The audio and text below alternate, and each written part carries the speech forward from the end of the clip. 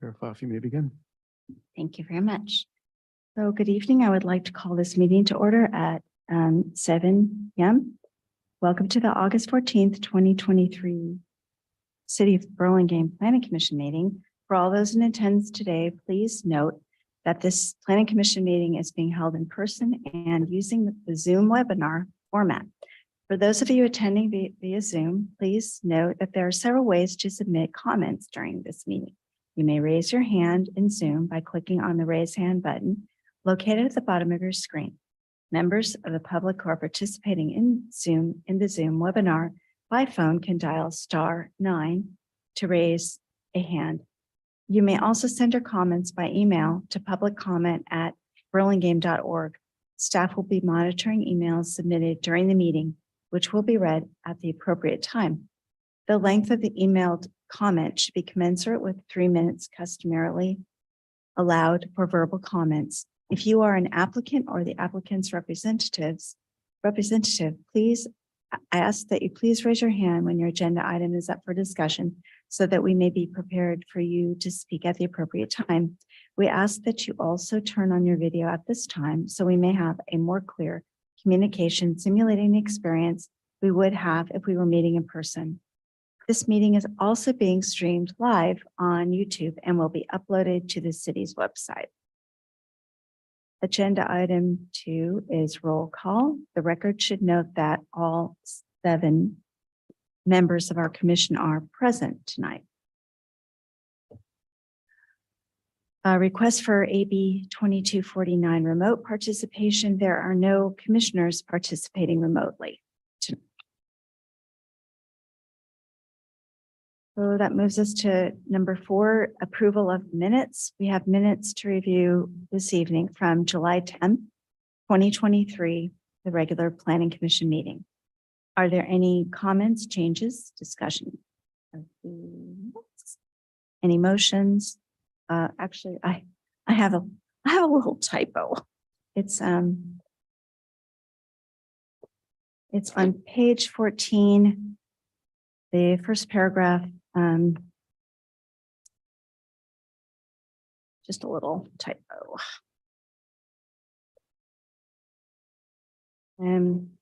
So it was with regard to Loyola, I believe. And it said that we must be consistent even if it's just one side, because we generally ask for them regarding the polls. People usually doesn't know what's going on. It's just little. Thank you. So with that, maybe I can, oh no, I don't think I'm allowed to make a motion. Somebody else can make a motion. I'll make a motion to approve the meeting minutes from July 10th, 2020. I'll second. Okay. Thank you. So do we do a roll call vote for? Yes, Commissioner Camerado, Aye. Commissioner Horan, Aye. Commissioner Mid, Aye. Commissioner Shores, Aye. Commissioner Say, Aye. Vice Chair Lowenthal, Aye. and Chair Fa. Aye. So motion passes 7-0. Oh, the motion was made by Commissioner Camerado, seconded by Commissioner Warren, 7-0. Recuse none, absent none. Agenda item 5, approval of the agenda. Are there any changes, recusals? There are no changes to the agenda. Okay. Oh, Please. sorry. Did you ask for recusals? Yeah. I will be recusing from items, I think it's 10A, 9A, and 10B. As we have a business relationship with those applicants. So wait, you said 10A, 9A, and 9A and 10B. oh, 10B. Okay. Great. Thank you. I'll be recusing from item 9F since I live 500 feet from them. Thank you. Thank you. I'll also be recusing from item 9F. Okay, great, thanks. Now we're on to agenda item 6, public comments, non-agenda. Well, first I have to do my speech, but then I will call on a member of the public, any member of the public. Members of the public may speak about any item not on the agenda. Members of the public wishing to suggest an item for a future planning commission agenda meeting may do so during the public comment period. The Ralph Brown Act, the state local agency open meeting law prohibits planning commission from acting on any matter that is not on the agenda. Speakers are limited to 3 minutes each. Please speak clearly into the microphone. And do we have any members of the public who wish to speak on any item that is not on our agenda? And I do have a card from Vadim. Do we have Vadim here who? Oh, I'm sorry. Sorry. I made a mistake. I'm very sorry. We'll call you Ben. Actually, it was for John Paul Horitz, sorry, regarding items, pile driving. Yes. Hi. Hi, my name is John Paul Boritz. I've lived here in Burlingame for 17 years. And this summer's been a little bit noisier than usual. I know that everyone's excited about the Top Golf going in. And I know that there are environmental reviews made of all kinds of building projects in our city. I am a little disappointed that it feels as if there wasn't an environmental review made of the actual construction process. The pile driving went on for a really long time to be heard all over the city. And at the nicest time of the year, when we want to have our windows open, we had to keep them closed. So if in the future, when we have construction projects, could we please consider the actual impact of the construction itself, not exclusively the final product? Thank you very much. I'm hoping that in the future that there is the possibility for noise abatement if we need to have really loud construction in our city. Thanks so much. Thank you very much. Are there any others who would like to speak or Zoom possibly? There are no hands raised in Zoom and we have 16 attendees. And no public comment emails at publiccomment@burlingame.org that are not for agendized items. Okay, thank you very much. So that moves us to item 7, study items. There are no study items for review. Item 8, consent calendar. There are no consent calendar items for review. So that brings us into our regular action items. First, we're going to talk about 9A, 1345 Columbus Avenue. If you are the applicant and are attending via Zoom, please raise your hand so that we may be prepared for you to speak at the appropriate time. If possible, we ask for you to turn on your video at that time. Were any commissioners not able to visit the project site, or do any commissioners wish to note any ex parte communications regarding this project? Okay, seeing none. And we had 1 recusal. Let the record note that all commissioners present have visited the site. Can we hear the staff report, please? Good evening, Commissioners. So this application is for design review for a new 2-story single unit dwelling, as well as special permits for a 2nd floor balcony, declining height envelope, and building height. The applicant is proposing to demolish the existing dwelling and build a new 2-story single unit dwelling. The existing detached garage will be converted into an ADU, and the proposed floor area of this project is 2,700 square feet, where 2,700 square feet is the maximum allowed. This new dwelling would contain 4 bedrooms. No parking is required for the ADU because it is part of an existing accessory structure. Additionally, when an existing garage is converted into an ADU, those off-street parking spaces are not required to be replaced. Therefore, the proposed project has no covered parking requirement. 1 uncovered parking space is required to remain on site and is provided in the driveway. Please note that this subject property slopes upward approximately 9 feet from the front to the rear of the property, which as a result affects the building height and declining height envelope. A special permit is required for the proposed building height of 33 feet and 3 inches. A special permit is also required for declining height envelope for the proposed 2nd story along the right side, as 20 square feet extend beyond the declining height envelope. Lastly, a special permit is being requested for a 75 square feet proposed second floor balcony at the rear of the house. A special permit is required for any second floor balcony and has a maximum size restriction of 75 square feet. Staff is available for any questions at this time. Thank you. Thank you very much. Are there any questions of staff? Okay.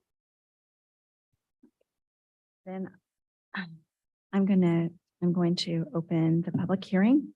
Would the applicant please come forward and state your name and anything else you'd like to note about your project?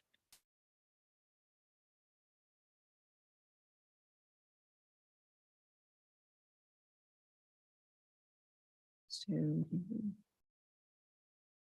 hi.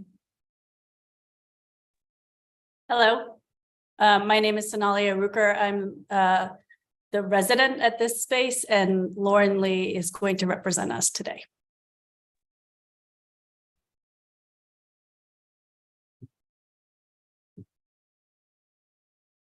Good evening, everyone. Can you hear me? Yes. Great. Yes. Yes, my name's Lauren Lee from Insight Design, and I am representing our clients, Rudy Toon and Sonali Arukar, who are the owners of 1345 Columbus Avenue. First, we'd like to thank you for the support for the project provided at the May 8th Design Review Study meeting. Thank you also for the comments received during that meeting. In response to those comments, we have made the following revisions to the exterior design of the home. One, we changed the proposed exterior finishes from board and batten to a smooth stucco finish, revised the simulated divided light grid pattern, and added additional details to the window trim. You can see those changes on revised sheets A 4.0 and A 4.1. Second, yes, we will address the exterior wall sconces and they will meet the code requirements. Third, the stairwell window size has been reduced by 12 inches in each direction, resulting in a 4-foot by 7-foot size. This side of the house overlooks the driveway and is set back from the main face of the left side of the house to further minimize any potential adverse effects on the left neighbor. As shared at the May 8th meeting, the left neighbor has reviewed the plans and is in support of the project. Fourth comment, the stone veneer cladding does terminate at both sides of the house in a very clean fashion. On the left side, it terminates as it wraps around the corner of the living room and dives into the stairwell wall. On the right side, it terminates into the face of the side yard fence. And you can see those locations on sheet A 4.1. In addition to responding to the comments, we continue to develop the rear elevation to what we feel improves the design and integrates better with the overall design of the home. Drawings submitted reflect a modified primary suite floor plan and roof deck. You can see those updated rear, left, and right side elevations for these changes. Thank you very much, and let me know if you have any questions. Hey. Are there any questions of the applicant? No? Okay, do we have any members of the public who would like to speak on this item? Sure. There are no emails at public comment at burlingame.org on this application. And we have 17 attendees and no hands raised. Okay, great. Thank you very much. So I'm going to close the public hearing. So commissioners, have any comments? Motions? Sure, I can go first. I think it's a great looking project. I appreciate the changes they made. I think it looks lovely with the stucco exterior. The windows look nice to me. I appreciate the sizing change of the stairwell window as well. So I'm full positive on this forward. I agree with my fellow commissioner. It looks better. Improvements were worthwhile. I can support the balcony. It's located kind of in the center and not very, not overlooking the neighbor. And it's not very large. It's within our limits. And I can support the special permits for height and declining height, given the site conditions. Any comments or motion? I can make a motion then. So I moved to approve the project, the 2 special permits, as my fellow commissioner laid out. 3 special permits? 3 special permits, as my. I'll second that. Okay, so can we have a roll call vote? Commissioner Camerado, Aye. Commissioner Hort, Aye. Commissioner Schmidt, Aye. Commissioner Shores, Aye. says recuse. Vice Chair Lowenthal Aye. and Chair Fa. Aye. Thank you. Congratulations. Okay. So we're moving on to item 9B. Sorry, you just need to read the appeal link. Oh, sorry, That's okay. you have to Not at all. do that. Yeah, you stay on me. Sorry about that. No problem. So an action by the Planning Commission is appealable to the City Council within 10 days of the Planning Commission's action. If the Planning Commission's action has not been appealed or called up for review by the City Council by 5:00 PM on the 10th day, the action becomes final. In order to be effective, appeals must be in writing and must be accompanied by an appeal fee of $784, which includes noticing costs. And now I can say congratulations. Thank you very much. Moves us to item 9B, which is 1344 Port. If you are the applicant and are attending the meeting via Zoom, please raise your hand so that we may be prepared for you to speak at the appropriate time. If possible, we ask that you also turn on your video at that time. Were any commissioners not able to visit the project site, or do any commissioners wish to note or take communications regarding the project? So, I did have a discussion with the owner of the property today. okay. So, good. And was this the one where we had a recusal? Well, no. I have Okay. recusals on. All right, very good. Let the record that all commissioners present have visited the site. Can we hear the staff report, please? Yes. The applicant is proposing to demolish the existing 2-story single-unit dwelling, 1344 Cortez Avenue, and build a new 2-story single-unit dwelling and detached 1-car garage. At the Planning Commission regular action meeting on July 10th, 2023, the commission voted to continue the application and suggested that the applicant consider making additional architectural changes to improve the project. The applicant submitted a response letter and revised plans, date stamped August 2nd, 2023, to address the Planning Commission's comments. The revised plans include adding mullions to all windows, changing the roof material to asphalt shingles, updating the porch detailing and materials, and adding roof overhangs to both gable ends and roof eaves. The plans also include reducing the size of the 2 second-floor windows along the rear portion of the right side elevation, flanking the primary bedroom, by lifting the sills up to 3 foot 8 inches above the floor to address a privacy concern from the next door neighbor. The applicant's letter includes a detailed list of the changes made to the project, included with the staff report. The applicant is in attendance for questions, but first I'm available for questions of staff. Any questions? Staff? Was there actually a response from the applicant regarding to Mr. Henson that was included in the staff report that I didn't see regarding the concerns from 1340 Cortez?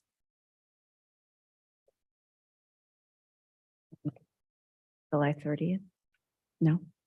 I'll just ask them when they're, okay, thank you. Okay. So then we're gonna go on. I'm gonna open the public hearing with the applicant. Please come forward and state your name and anything else you.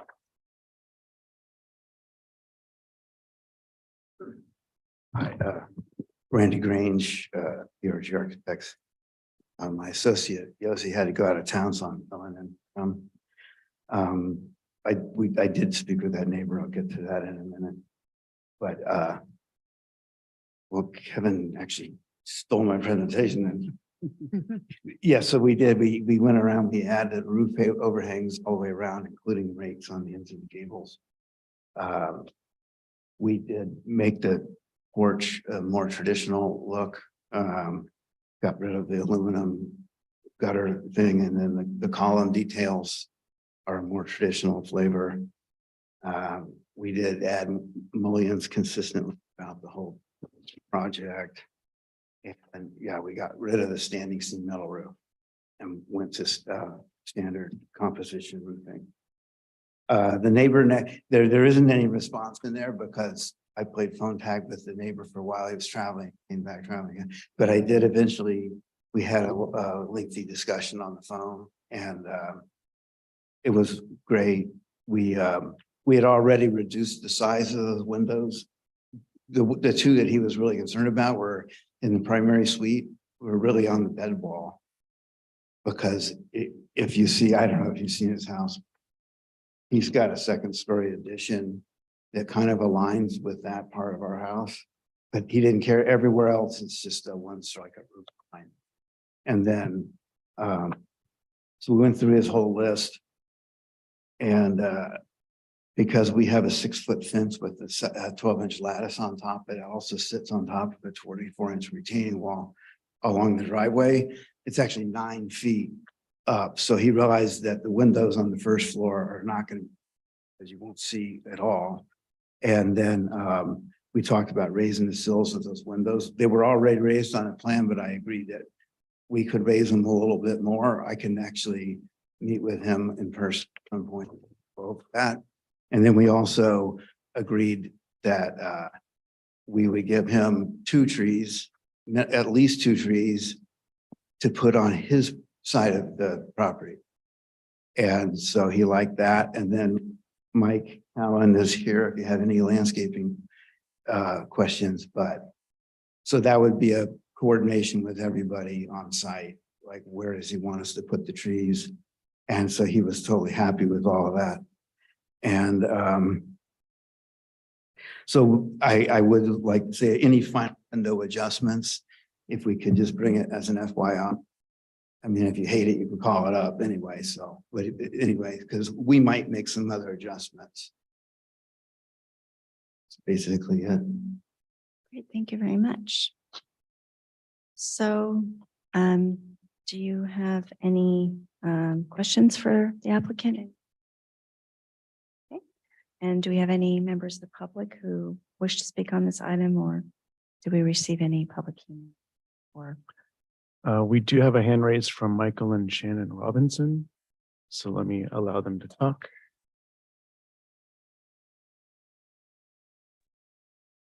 Okay, go ahead. All right, can you hear me okay? yes, Yes. All right, I am trying to look for the video controller on here. We're only allowing you to talk, no video. Oh, okay. I thought it was everyone put video on. All right, Randy described our conversation very accurately. The one thing that we did leave, so I'll say I appreciate the flexibility and the changes that they're making on the windows. I think that'll be a real help. And now that we have more clarity on the fence, we did agree that the landscape architect was out of town when Randy and I spoke. So we did agree we would talk more about the fence. We do have some concerns about what will end up being a taller fence, either replacing our current one and looking different than the other 2 sides of our property fencing. Or if it gets put in place, then as a good neighbor fence, we would want to have more input on the design of it, because we would want to make sure that it doesn't look starkly different than, again, the other 2 sides of our property. So either through staining or what have you. So, as far as I was concerned, that wasn't an obstacle to this planning commission. It could be something we could work on with the landscape architect as we go forward. okay, thank you very much for your comments. Are there any other comments? There are no emails. Okay, then we're going to close the public hearing. So commissioners, any comments? Questions?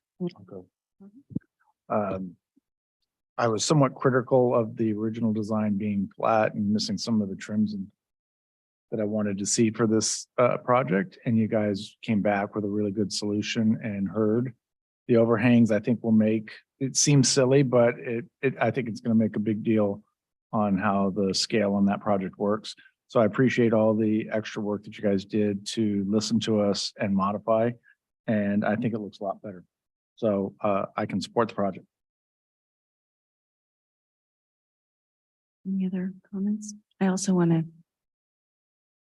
nobody quite fast enough. I also really appreciate the depth of the porch you did last time, but this, I think it's just a richer looking project, and I even like the roof much better too on this type. It's just, it's clean, but it has a traditional, it's ground in sort of traditional, and it's very lovely. So thank you for being attentive, and to your neighbor also, ongoing attentiveness.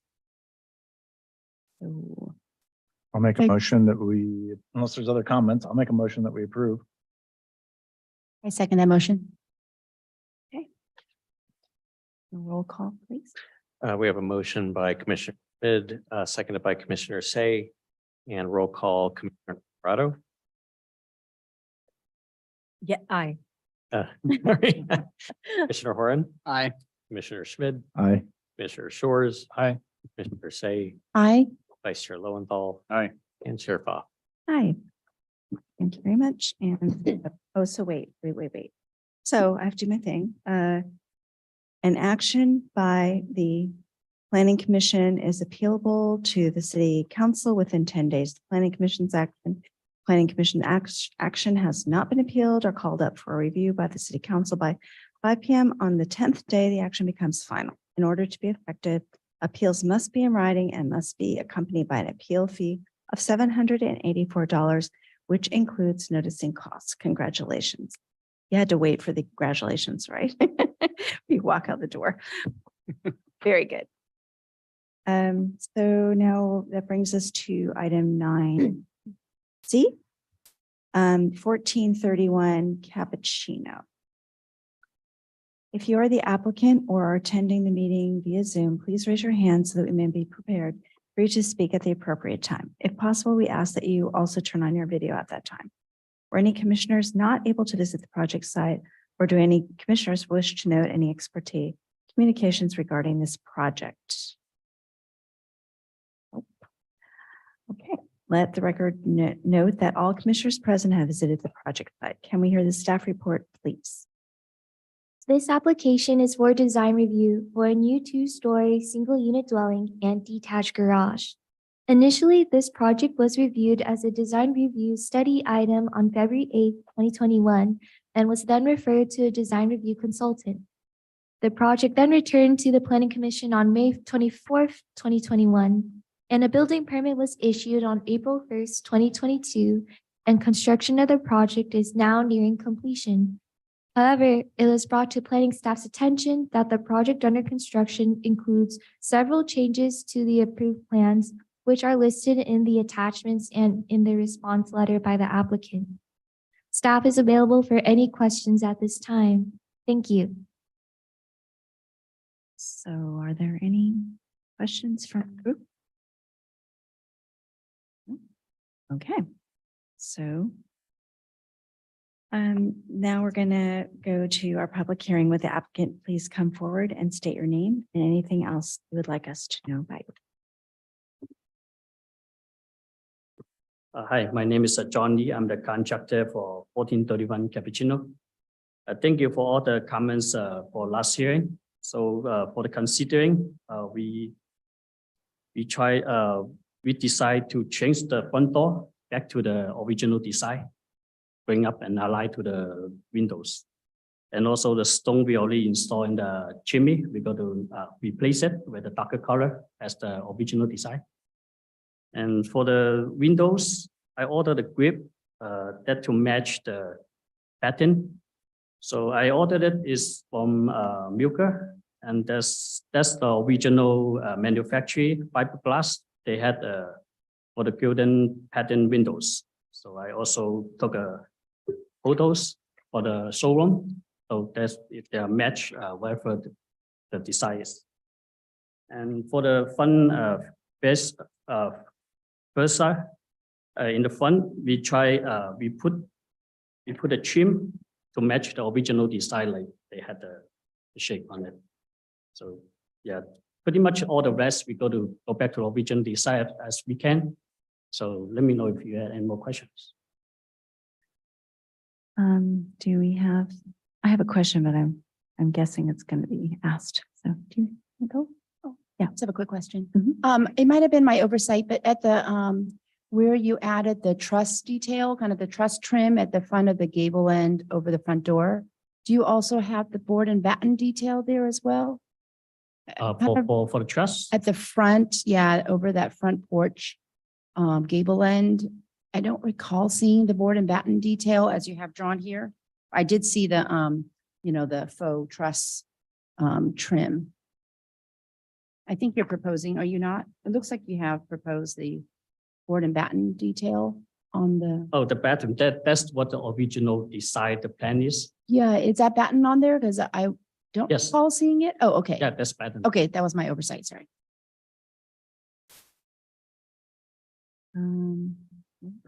So I just, I thought I read it, but now you didn't say it, so I'm not sure. Are you changing the door height? Yes, we just changed back to original design. Got it. Same Great. design, same. height. Okay, great. Thank you. Okay. Right. So then, let's see, do we have any members of the public who wish to speak on this item? Did we receive any comments? Wait a minute, do we have? We have 18 attendees on Zoom and there are no hands raised. No, that's not mine. All right. And no emails at publiccomment@burlingame.org. Okay, very good. So then I'm going to close the public comment. Yeah, public hearing. So commissioners. Anyone want to go? Sorry, don't mean to be a hog.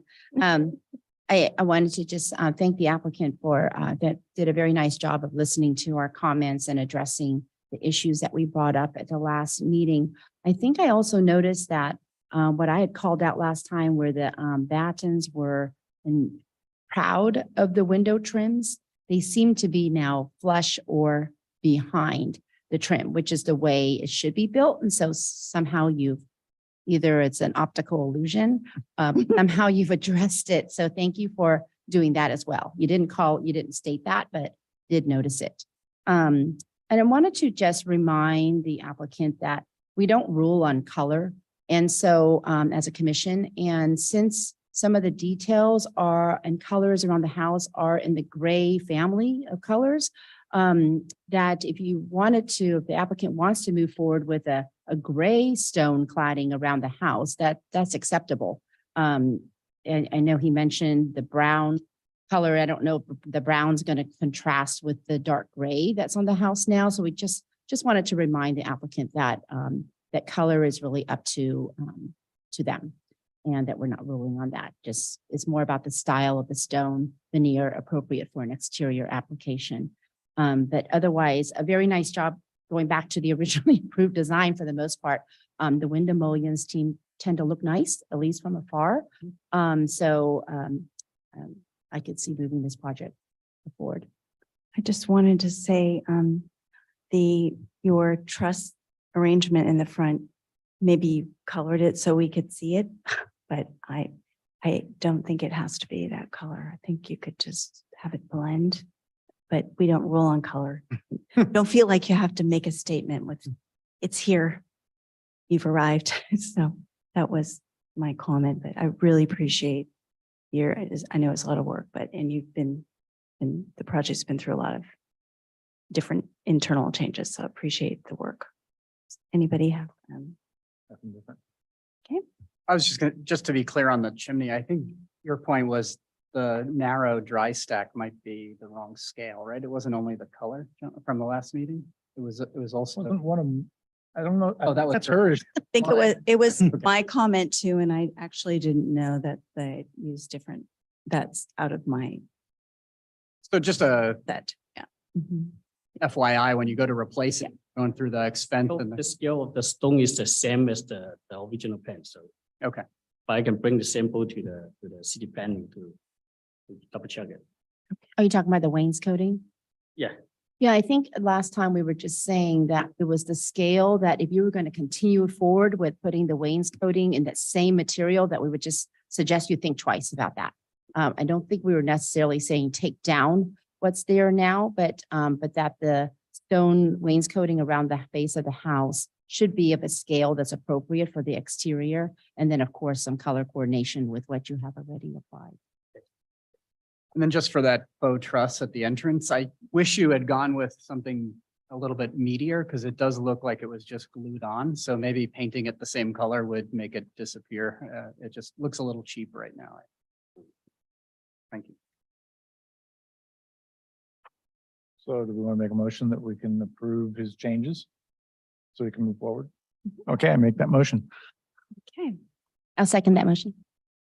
thank you very much. Then a roll call vote, please. Commissioner Camerado, Aye. Commissioner Horn, Aye. Commissioner Schmidt, Aye. Commissioner Shoyce, Aye.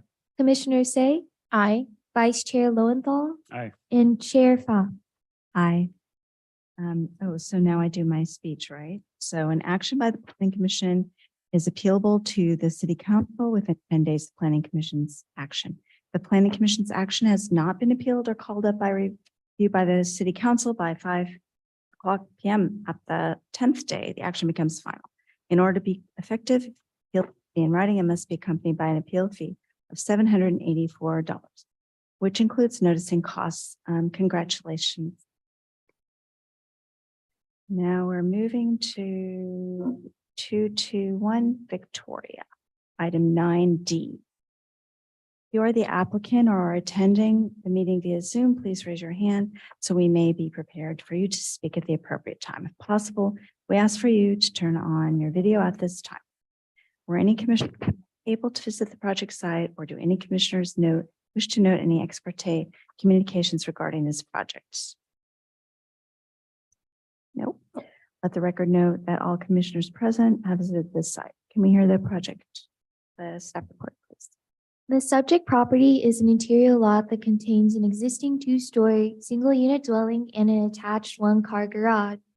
This application is for a design review for a new porch located at the front of the house, first floor additions along the left side and rear side of the house, and a second-story addition over the center of the house.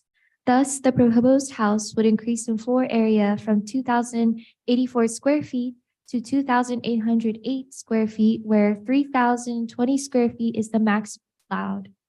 The existing second story along the right side of the house extends beyond the declining height envelope and is considered existing non-conforming.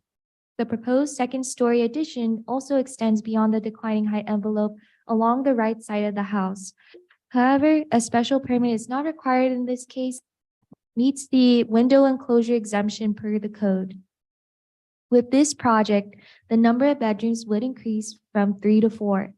2 parking spaces, one of which must be covered, are required on site. 1 covered parking space is provided in the existing attached garage, and 1 uncovered parking space is provided in the driveway.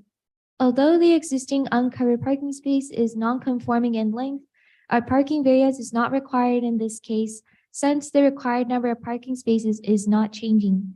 Staff is available for any questions at this time. Thank you. Thank you very much. Are there any questions of staff? Okay. Great. So I'm going to open the public hearing with the applicant. Please come forward and state your name and anything else you would like us to.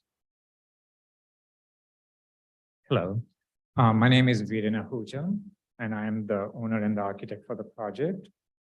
And thank you for the support that you have given to the project so far. Really appreciate that. We had the last hearing, I believe, on June 26th. There were a few comments from our neighbor, and those comments were addressed by the Planning Commission itself. So those, but I can repeat those comments. One was about privacy from the windows from the family room on the back, but that's a clear story window, so it doesn't look into our neighbor's house, so that's a non-issue. And then the second comment was about requirement for a second garage, which our understanding of the planning law is that it's not a requirement with the 4 bedrooms. So I think we are okay there. Regarding the comments that we got from the Planning Commission, the most substantive comment was about the roof design. And we have addressed that by changing the roof design of the proposed house. Earlier, our intent was to match the design of the existing building. So we were trying to really take the parallel roof from the existing building. And now, based on the suggestion of the Planning Commission, we have the second floor, the bedroom, the new addition, we have changed the orientation of the gable. Please note that the roof design above the new second floor addition has been changed to a gable roof. The gable runs front to back, perpendicular to the existing second floor.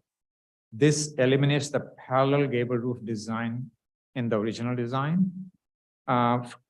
The new roof height is only 2 feet 7 inches higher than the existing roof.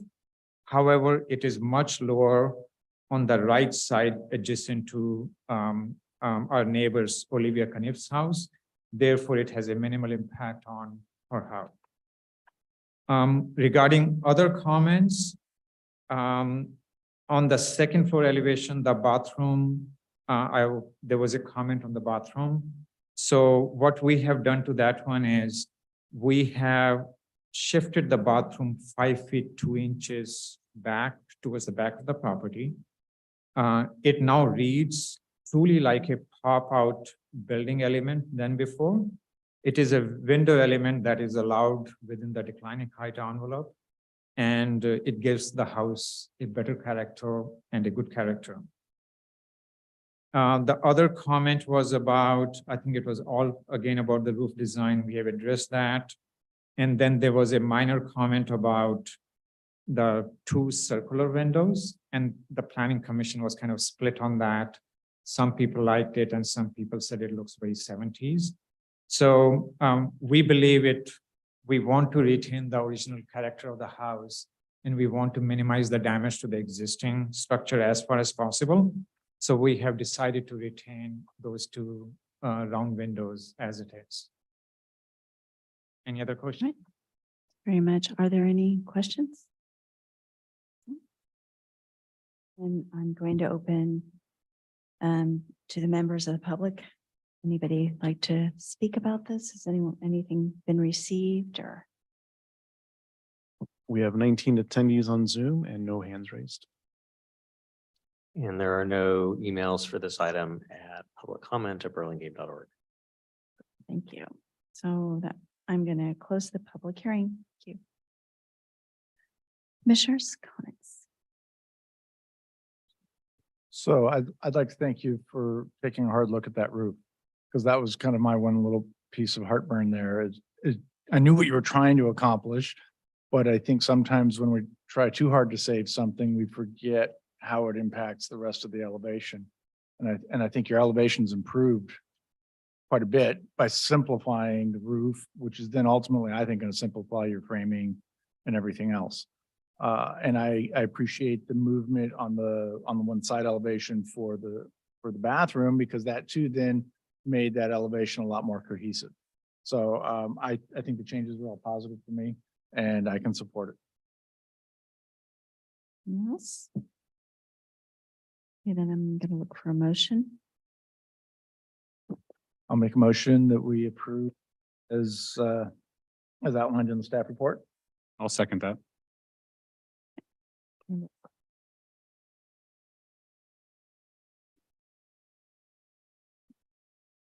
Commissioner Camerado, Aye, and I'd like to say that I wasn't here for the last meeting, but I did review the meeting minutes and the video.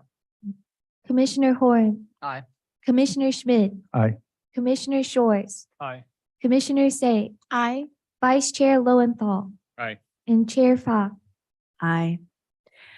An action by the Planning Commission is appealable to the City Council within 10 days of the Planning Commission's action. If the Planning Commission's action has not been appealed or called up for review by the City Council by 5 o'clock on the 10th p.m. on the 10th day, the action becomes final. If in order to be effective, appeals must be in writing, must be accompanied by an appeal fee of $784, which includes noticing costs. Congratulations. moving along, that is now 9E, 839 Crossway Road. If you are the applicant and are attending the meeting via Zoom, please raise your hand so that we may be prepared for you to speak at the appropriate time. If possible, we ask that you also turn on your video at that time. For any commissioners not able to visit the project site, or do any commissioners wish to note any expertise communications regarding this project?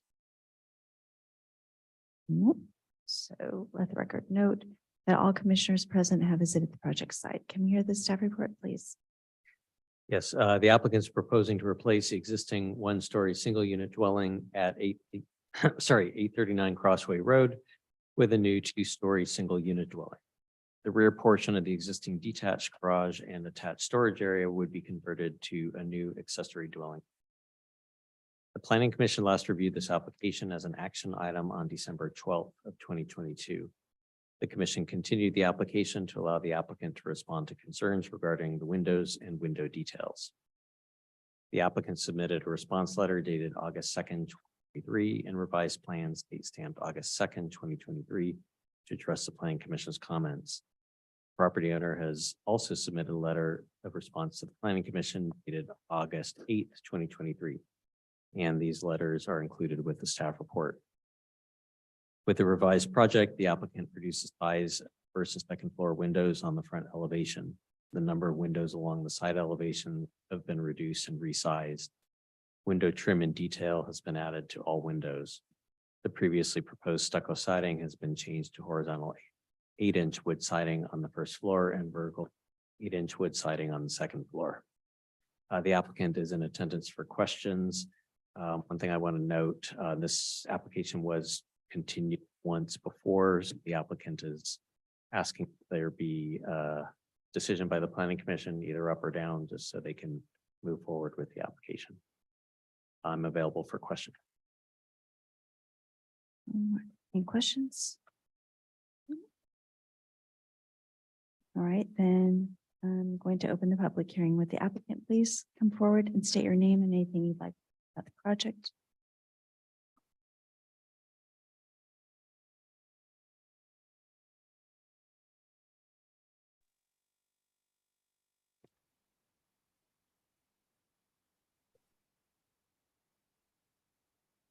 Mr. Jim, you're muted. Thank you.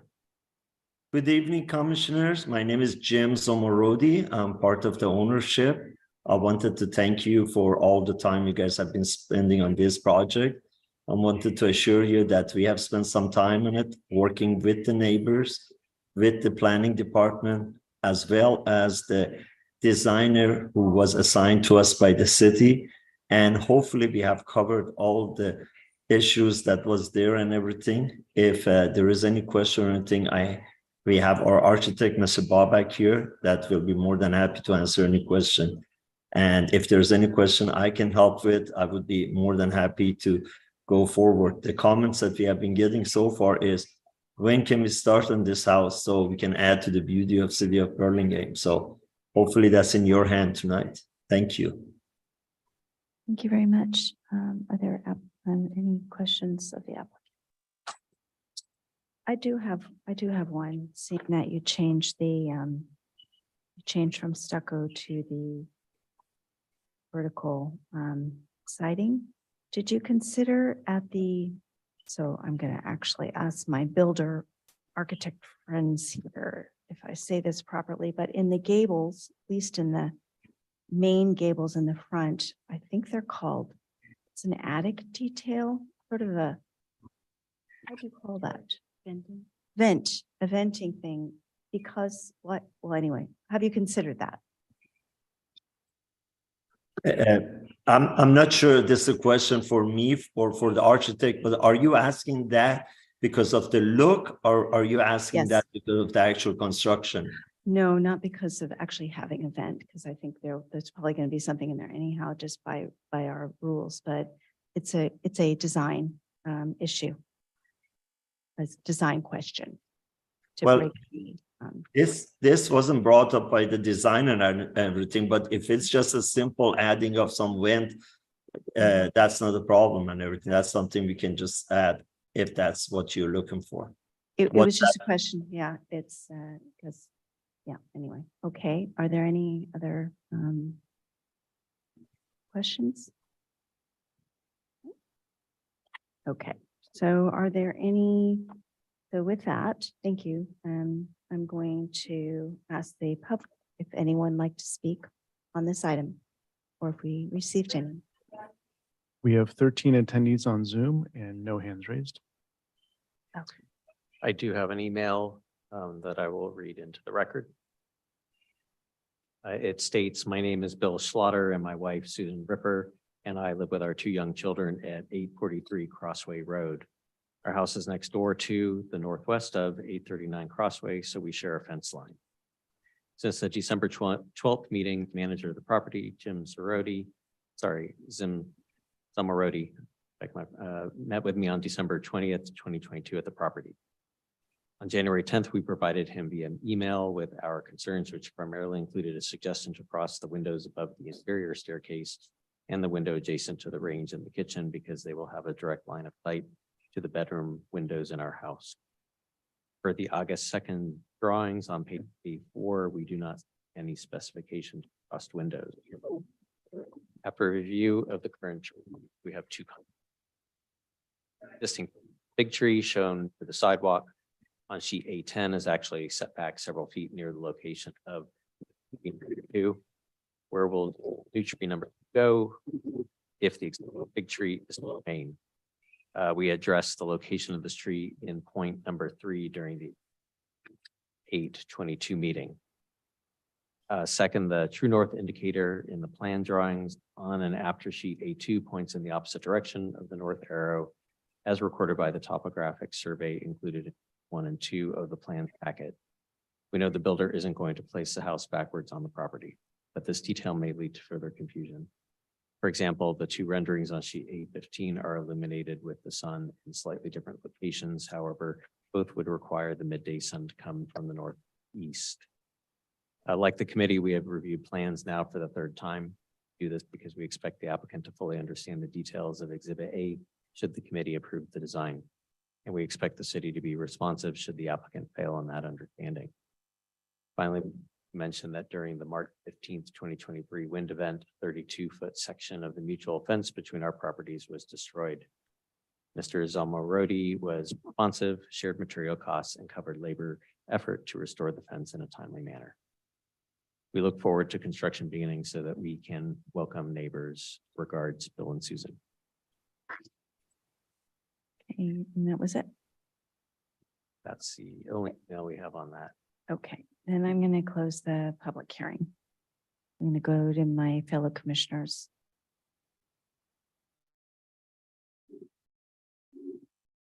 I'll go. I actually appreciate all the work that was put into the changes in this time. If I remember correctly, we were trying to make a decision, but we just weren't quite there on some of the details. And I think that this revisited set really does address them. I think the trims really make the windows stand out better. And the traditional use of materials is going to fit nicely in this neighborhood.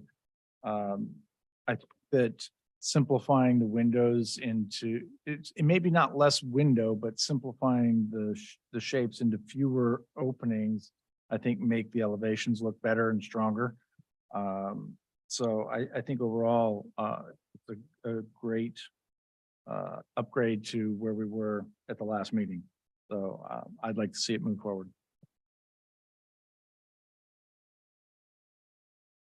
I would agree with like Commissioner Schmid. I'd like to see this move forward. So I would second that. Unless you want to talk, I'll make the motion. Go ahead, make one. Okay, Well, make the I motion. actually do want to talk. Oh, I have to get it off my head. So I also really appreciate the effort on this. And I think it generally looks way better. What is bothering me is the verticals running straight up to the roof without any kind of trim or something.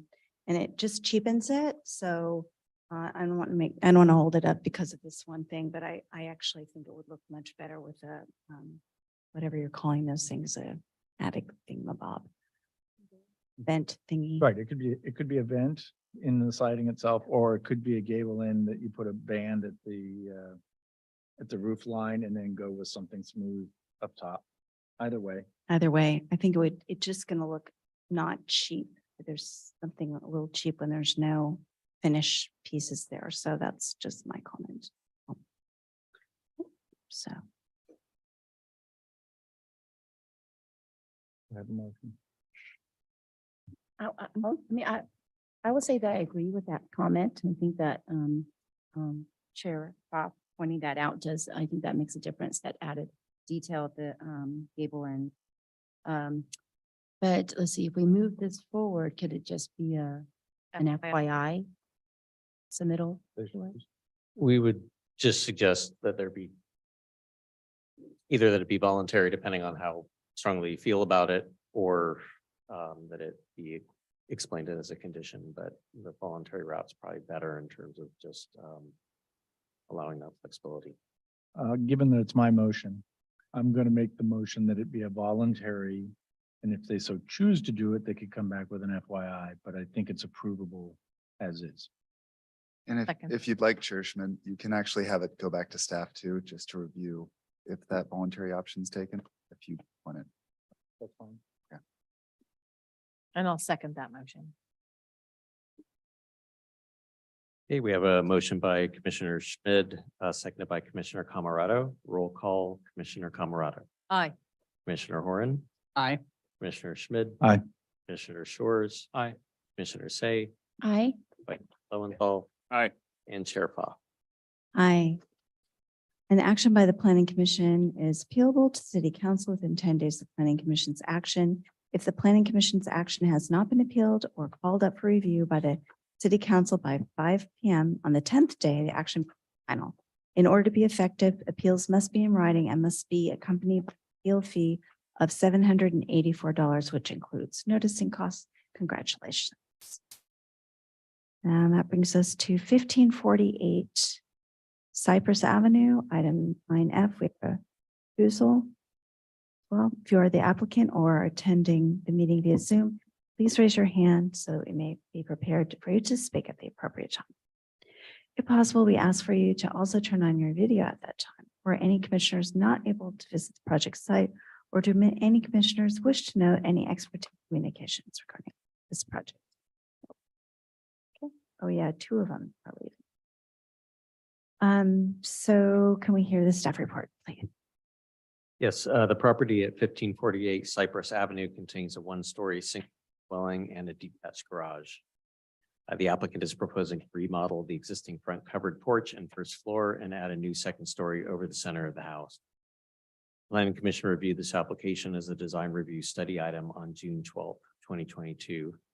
The Commission referred the application to design review consultant for additional assistance.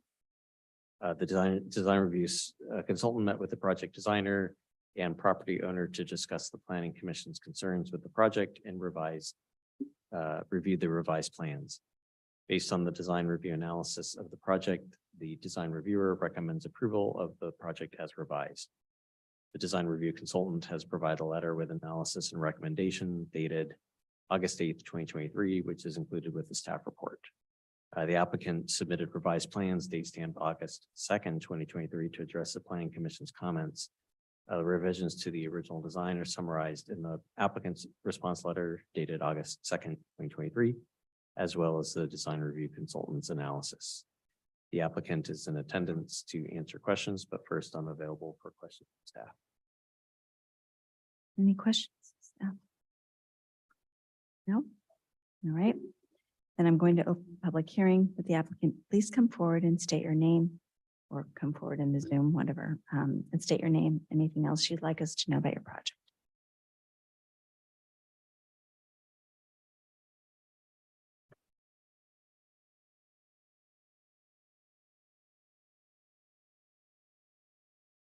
Mark Bucarelli.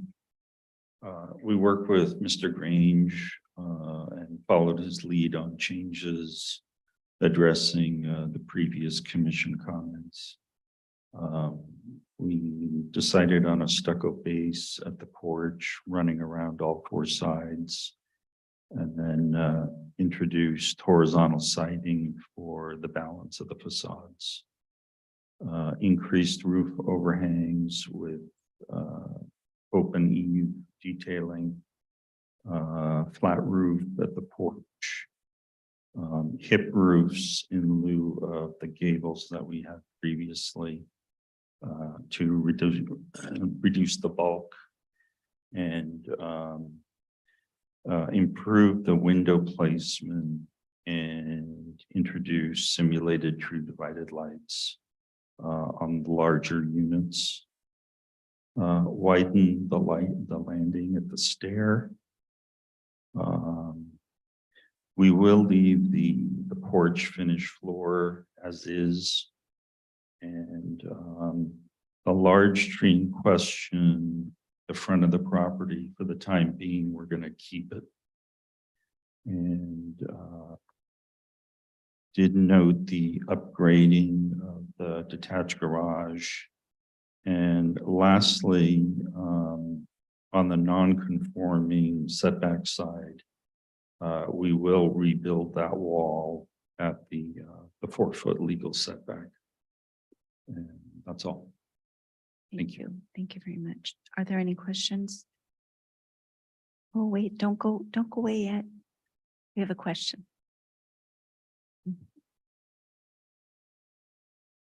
Okay.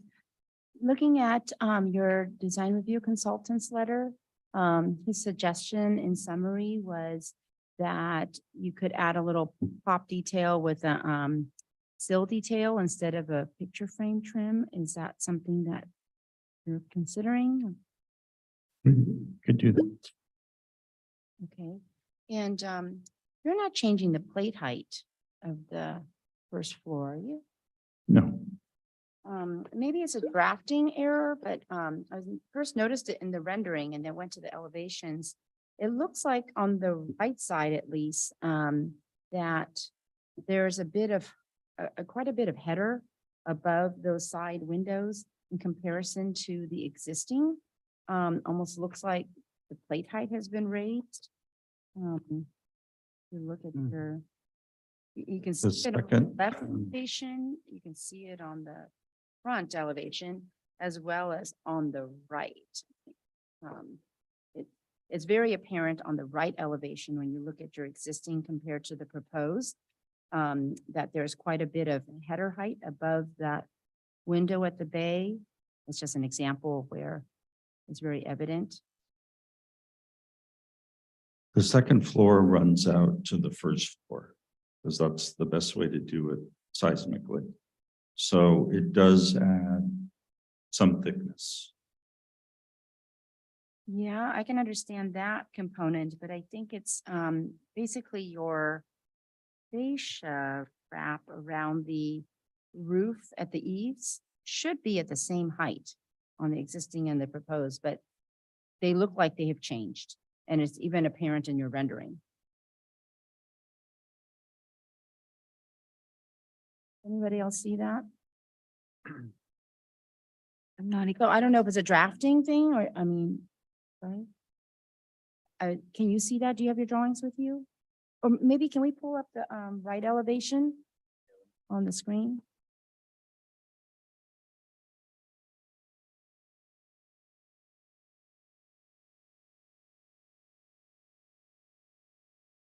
So do you see the area of the header above the existing windows there? Yes, in comparison to the proposed. Yes.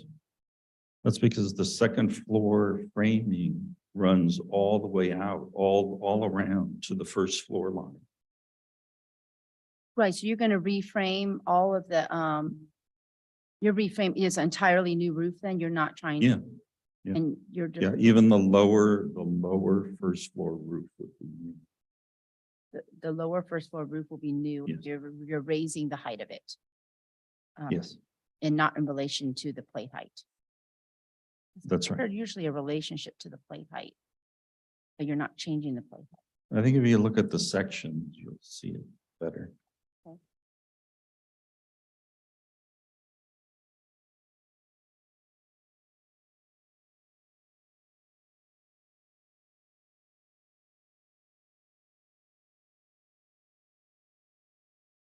You're framing it above your floor joists, which are, okay.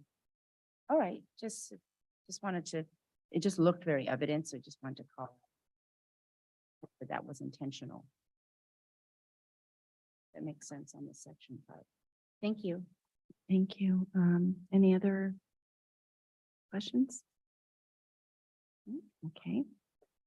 All right, so then,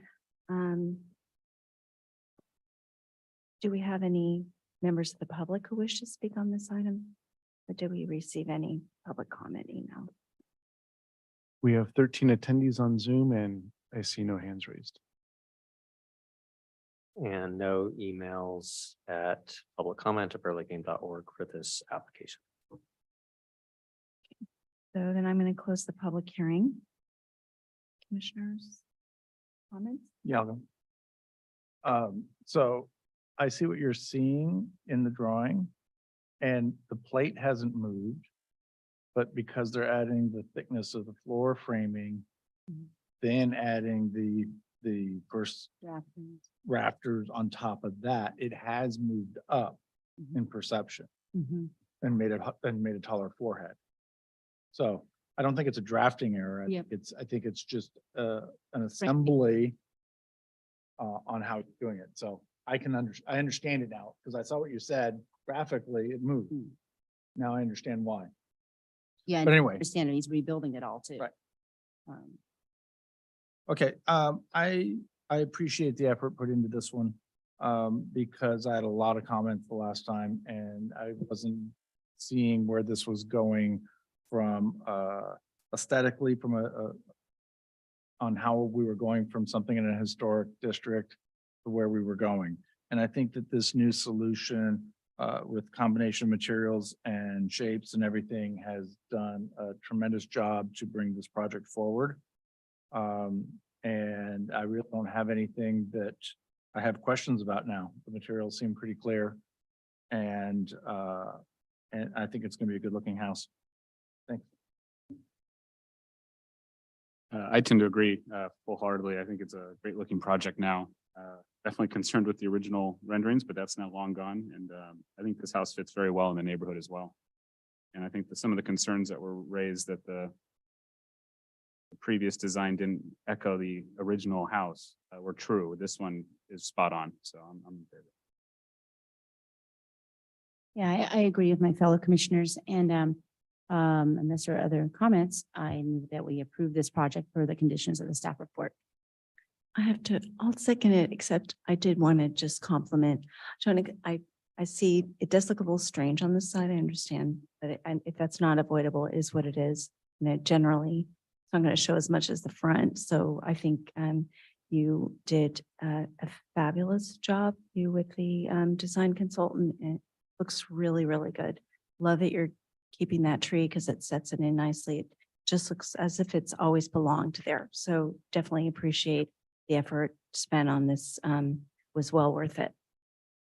So do I get to do the second? Wow. Did you have who moved? Move? I move. Okay, so then I will be the second on this one. All right. Great. So we have a motion by Commissioner Say and seconded by Chair Pfaff. And roll call Commissioner Horan. Aye. Commissioner Schmid. Aye. Commissioner Say, Aye. Vice Chair Lowenthal, Aye. and Chair Pfaff. Aye.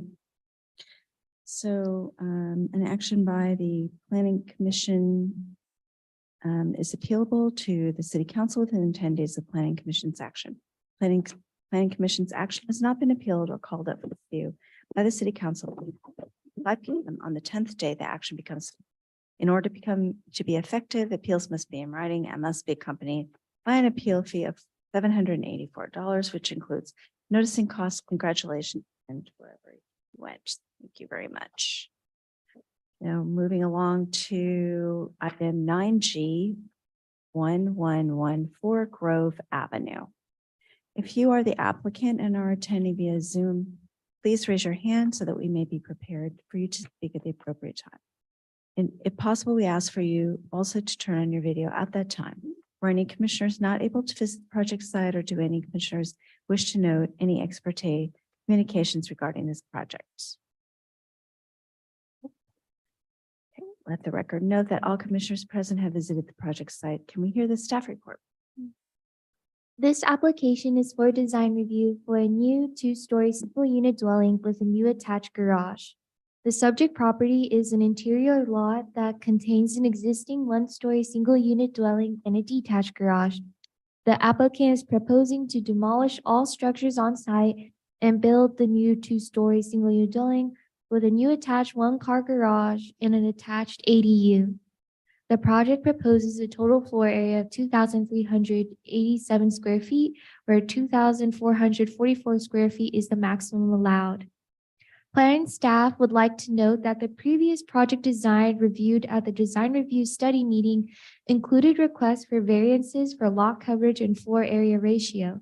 However, with the proposed redesign, which includes reducing the attached garage size from a two-car to a one-car garage, the proposed square footage of the project has been reduced so that variances for lot coverage and floor area ratio are no longer required. Additionally, the previous project included requests for special permits for first-story plate height and declining height envelope along the right side of the house. However, with the proposed redesign, these special permits are no longer required as the first-story plate height has been reduced to 9 feet and second has been redesigned to comply with the declining height envelope. There would be a total of 4 bedrooms. 2 parking spaces, one of which must be covered, are required for a 4-bedroom house. The new attached one-car garage provides the required covered parking, and 1 uncovered parking space is required and provided in the driveway. Staff is available for any questions at this time. Thank you. Thank you very much. Are there any questions? Nope. Okay, then I'm going to open the public hearing. Would the applicant please come forward and state your name and anything else you would like to add?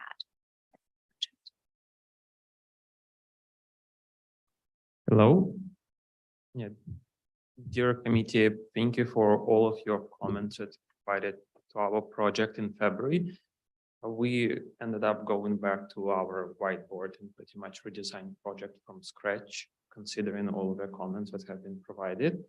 So my name is Vadim. I'm the homeowner of 1114 Grove Avenue. We also have our architect available on Zoom. Thank you.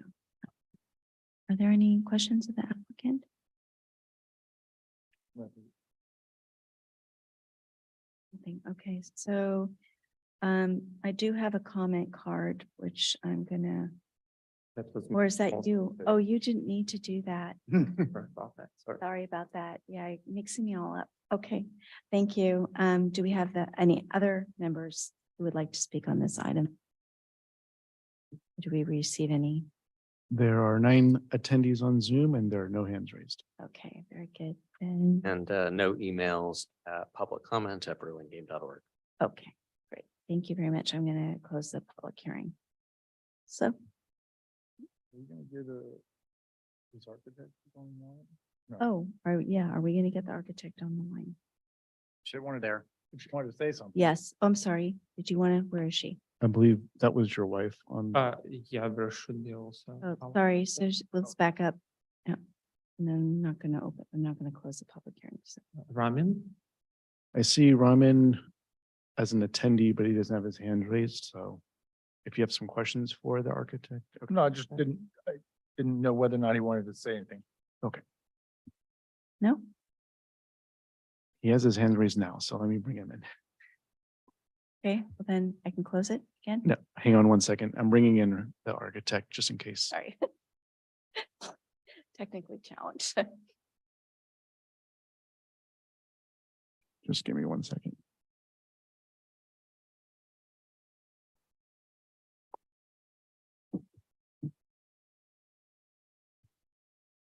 Ramin, if you want to say anything or share anything with the commission, you may go ahead. Yes, good evening. This is Ramin speaking. Can you hear me? Yes. Excellent. Well, thanks for having us. As the owner also put it, we appreciated all the comments and all the detailed notes on the last meeting. And we went back to the drawings, we make significant changes to our designs, both in terms of the floor plan, exterior elevations, and the materials throughout the house that will work closely with the suggested third-party architects by the city and the city planner. We tried to keep the number of bedrooms and obviously the overall layout of the house reduced to a single car garage, which was a significant change from our first design, which we're going for a 2-car garage. So we can kind of implement or match with the neighborhood.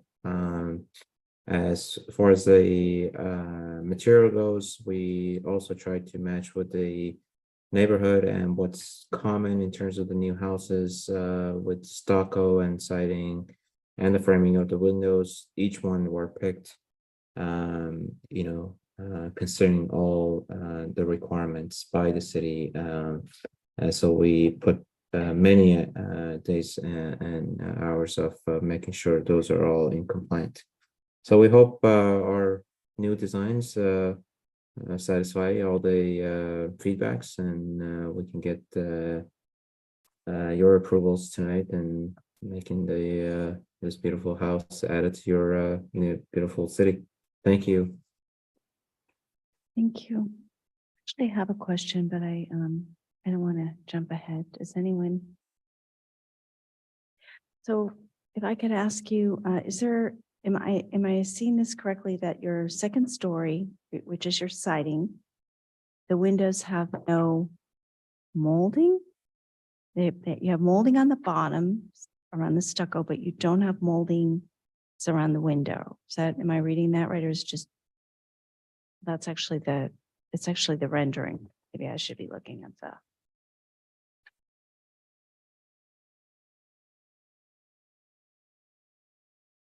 Are you referring? It's the window detail, the window. So the window, yeah, okay, I can actually see that it doesn't look like you have moldings on your second story. Or in some parts of your, no, it's the detail. I guess I'm a little. Well, I guess what's the intent on the moldings?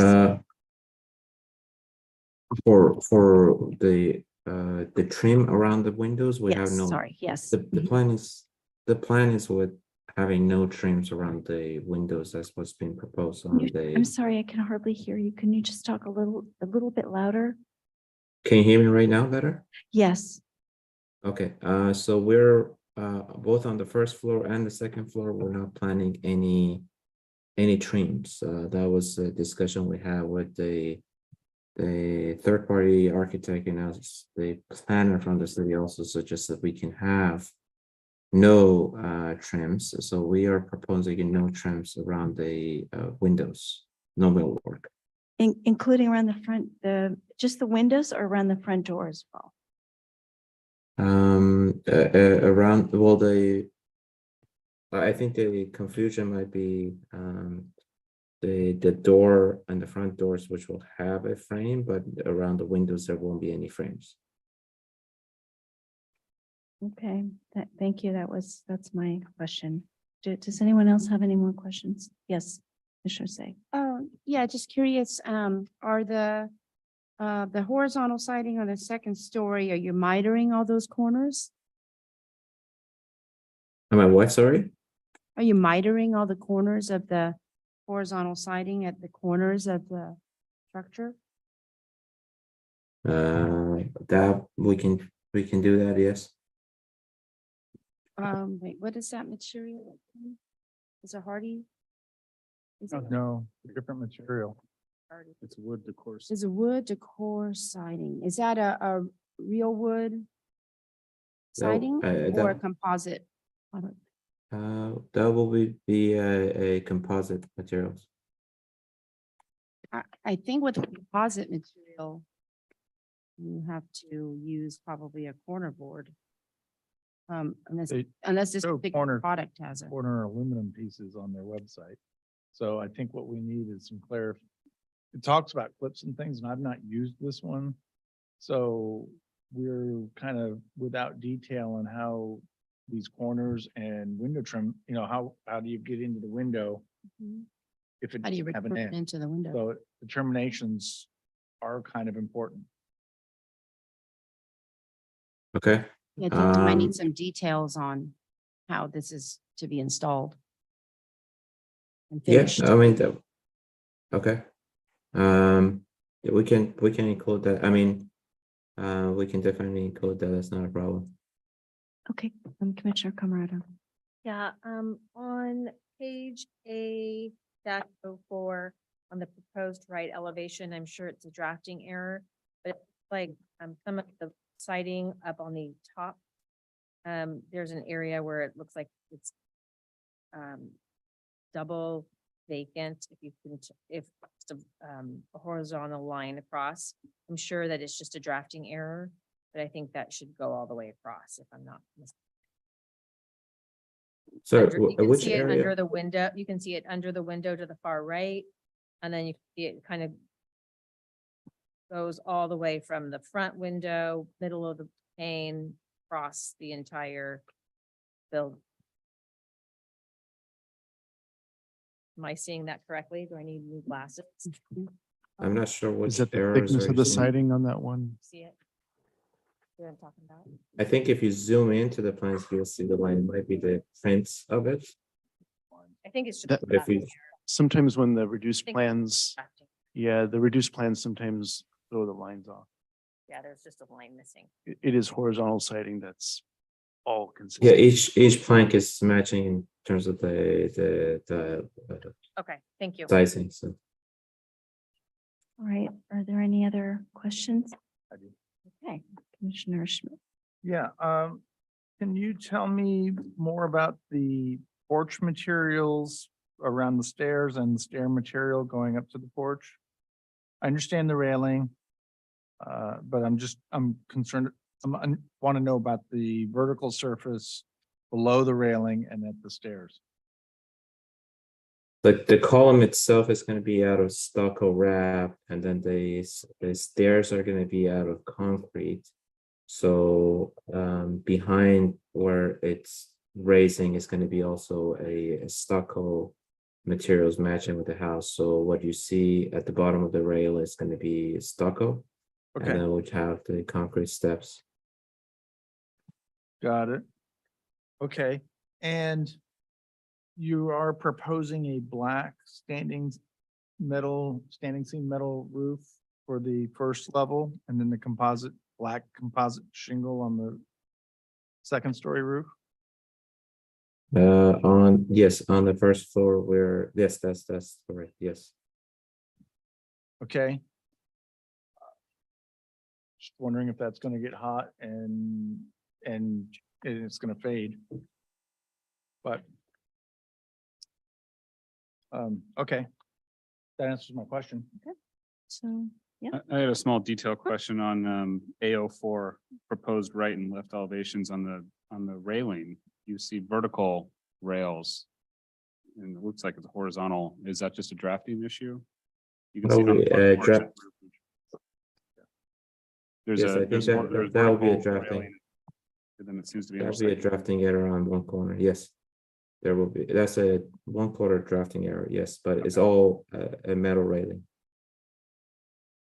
And then my other question is on that chimney, I assume it's going to be a gas insert, so you could direct vent it rear, but I assume you're not planning on venting that up because I don't think that would meet building code that close to an operable window.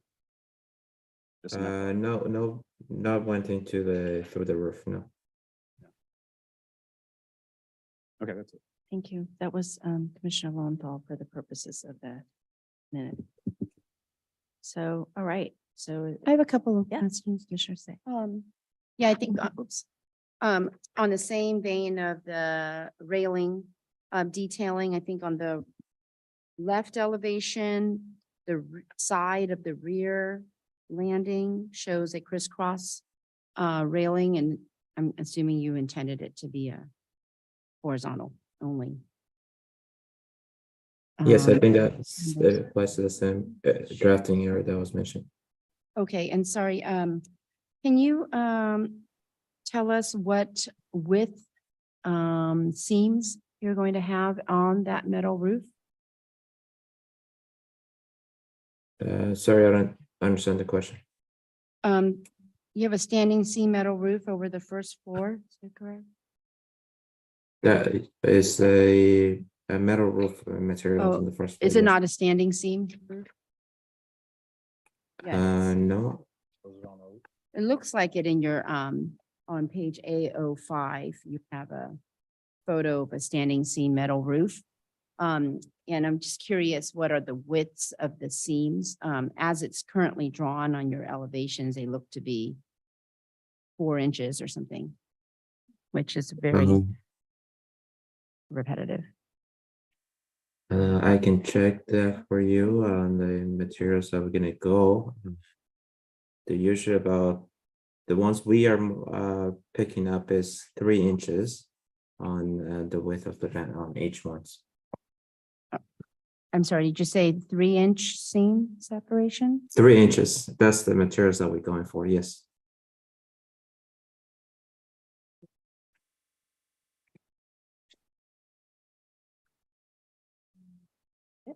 All right. So then,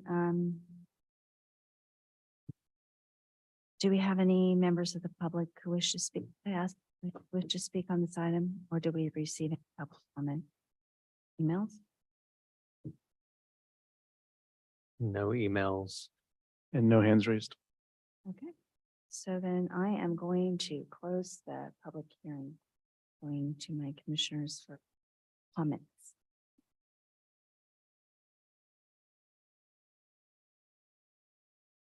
I can go first. I think it has gotten better. I think that the layout works better. I think that it's come a long way.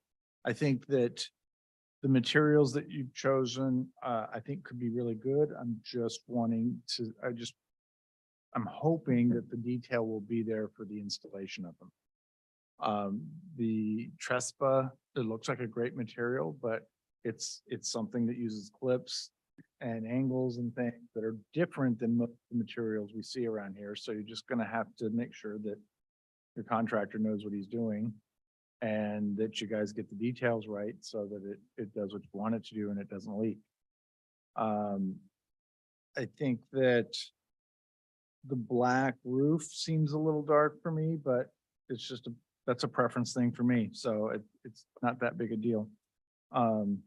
I could see moving this forward, but it would be good to have maybe an FYI resubmitted with these drafting things picked up so that then it's clear when you move forward to your building set that everybody's clear on where we're going.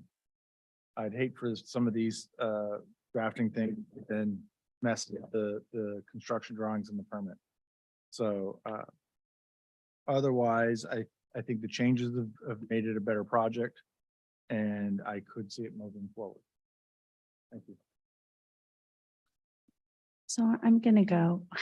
I think I agree. It's very much improved since the last time, but if we had just gotten it today like this, if I had, I think there's the details are missing, but to me, it looks like one type of house popped on top of another. There's nothing tying it together. To me, they have nothing in common. That's just my opinion at this point. We're supposed to design it, so that's, I don't even know. Can I add a comment? The current I'm sorry, design, the public hearing's closed. Oh, so sorry about that. Can't you, the chair could reopen the public hearing, but But yeah, well, let's finish our stuff first, because I may be the only one. Who cares? That's my, I think there's something missing that is needed. Maybe it's just making the roof all the same material or something is needed to pull it all together. So it feels like one piece, not two different houses stacked on top of each other. So, is there any other, are there any other comments? Go ahead.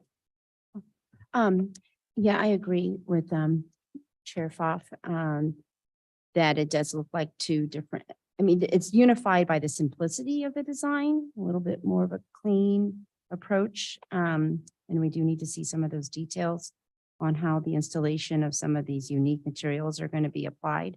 But I feel too that maybe one roof could unify the house. I'm not opposed to the concrete on the first floor and the horizontal siding on the second. We see that pretty often. But also the two different roof materials, the very tight seam pattern on the standing seam metal roof. It's a little bit of concern, but I don't know to say. I haven't seen one that narrow, or if they even make it that narrow. But I did want to say that I appreciate in the redesign that we've gotten rid of all of the variances and all the special permit applications, and that's a huge improvement right there. Just the last time we saw it, you had every type of variance request and special permit. So that's to be appreciated, and I do think it's come along a long way, and looking very clean and tidy. And I think there's just a few finishes and details that maybe need to be hammered out more or clarified.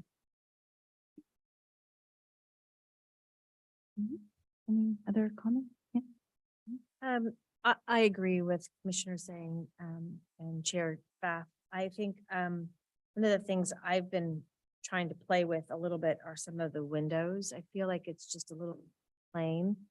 And I'm just thinking if you could just maybe look at some grid pattern on that. But I also think if we could keep it simple with the roofs, and then if you add a little bit of depth to the window or some detail to the window, that might also tie it in a little bit better. It just feels like it's just kind of put exactly what Chair Pfaff said, one piece on top of the other. I also, and this, you guys can decide one way or the other, but I'm just thinking of something to just ground the house. Like, I feel like it needs to be grounded. I don't know if there's some detail at the base of the house, or some stone or something that could just ground the house to the, and make it a little bit, I just feel like it's missing something. And I don't know if it's the railing. I don't know if it's the posts at the front entryway, that those are really thin and narrow, and those need to be a little stockier and a little bit,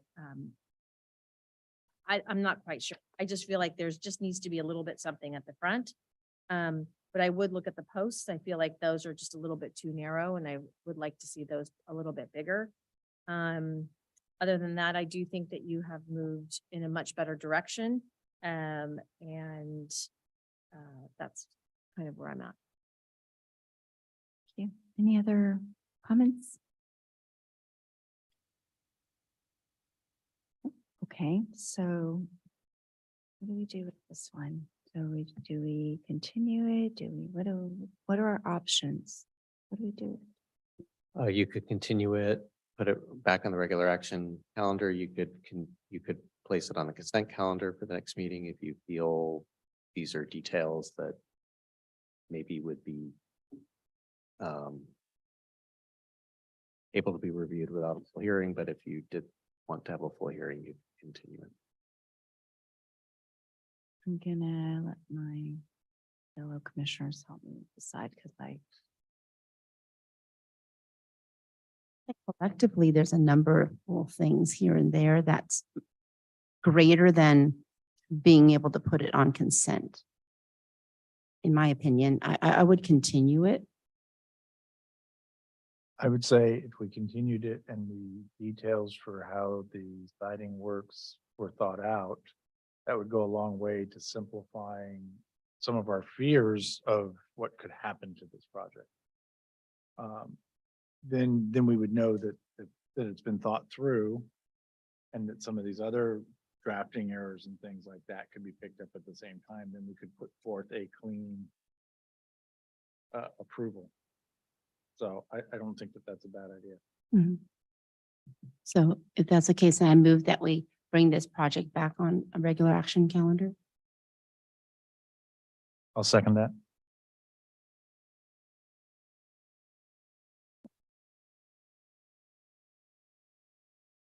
Do we That's feel a motion giving by, the direction though? Hmm. I would say that solving the siding, solving the drafting errors, coming back with one solution on the roof. And looking at some of the scale items relative to the front porch. The columns are not a very strong design item right now, and they could be a lot stronger and taken advantage of. And I think that the grounding, there's simple ways to do that. Even in stucco, it could just be a simple trim water table line that creates a base and an opportunity for a color change. So there's quite a few little simple things that could be done to make this a solid project to push forward, which I think will help in the construction of this project. And the windows, please. Yeah, the windows too, I agree. And so it feels like it's one house, windows up and down. It's like one unified house. Can we be a little bit more specific when you say windows? What would, So I would like to see if how the house looks, if you could look at the windows and see if it would look good with some grids in it. Even at the top part of the window, just, one line horizontally with one little line vertically in the middle. Just look to see how it looked. And maybe, I don't know if there's some detail around the trim of the exterior windows. I think Commissioner Foff mentioned that. It's just looking at the trim around the windows exteriorly. And I think that depends on how that siding system works. Yeah, I agree. And how they finish it. It could look very nice as a punch through with the trim, if that ends well. But if it's just done with an angle to close it off, because that's what you have to do that, then it's gonna look terrible. Correct. And whatever you do to the top, make sure we're doing it to the bottom, right? So Yeah, and I think you might have to consider also the thickness of the wall so that you actually get enough of that shadow line detail if you are choosing for a frameless application where that siding dies into the window. Right now, it looks fairly flat in the rendering. It's something to be looked at.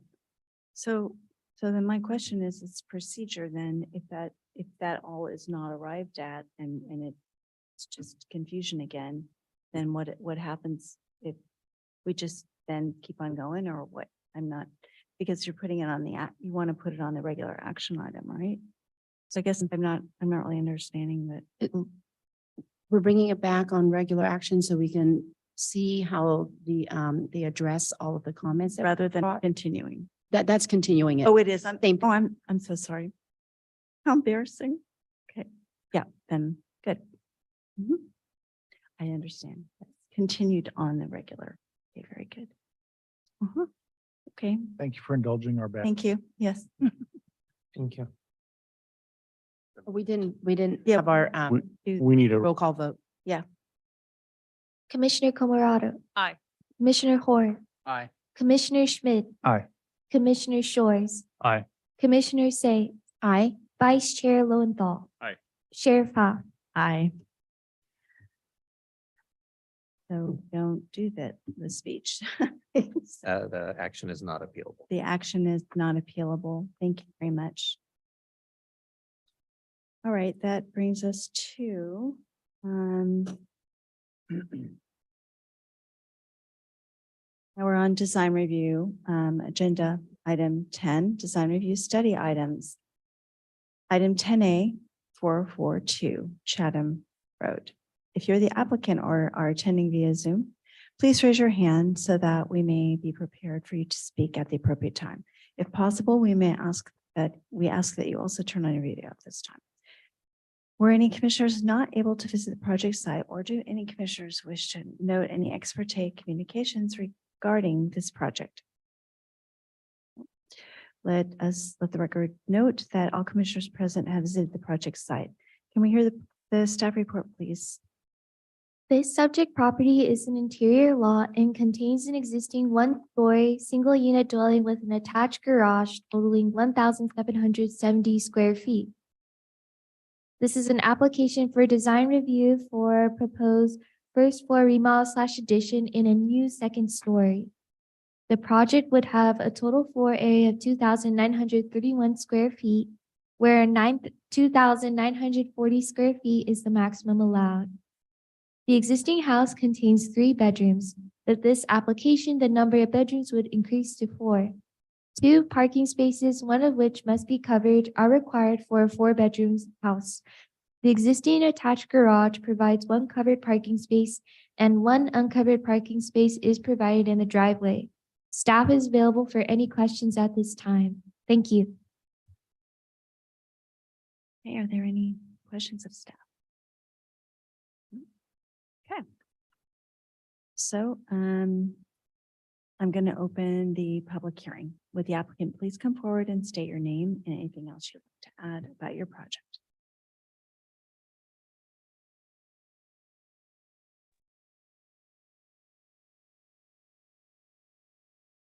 Hello.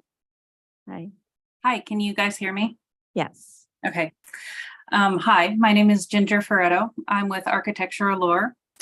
And I believe the homeowners are here via Zoom. They have lived in this home and have been part of the neighborhood for over a decade. And they're excited to pursue this remodel in addition to update their charming older home. We're looking to add a partial second story, more of a constrained central second story, and some addition to the rear of the house. We will update the materials of the house, add some accents, update the front porch and the public realm of the house. And we will add a more consistent window style around the entire house with the simulated true divided light windows, and create a larger head and sill and a deeper casing detail. The landscape will not change much. There are no changes to the garage footprint, no changes to setbacks. And hopefully I can answer any questions you might have. Do we have any questions? I actually do have one. Yes.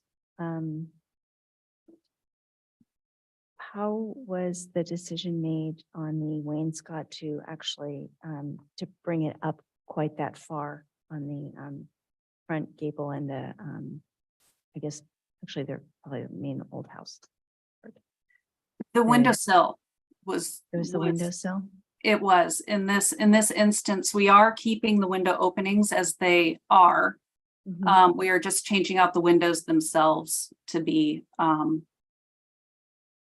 more consistent. Okay, great. Anyone else have questions? Yeah, just real quick, do you have the height of the stone veneer on the front of the house from grade? From grade, that's a very good question. Let me see if I have it in any of the elevations.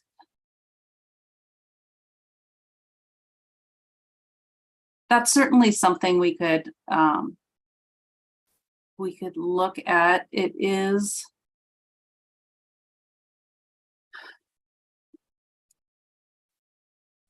344. It might be 7 feet from existing grade, 6 or 7 feet.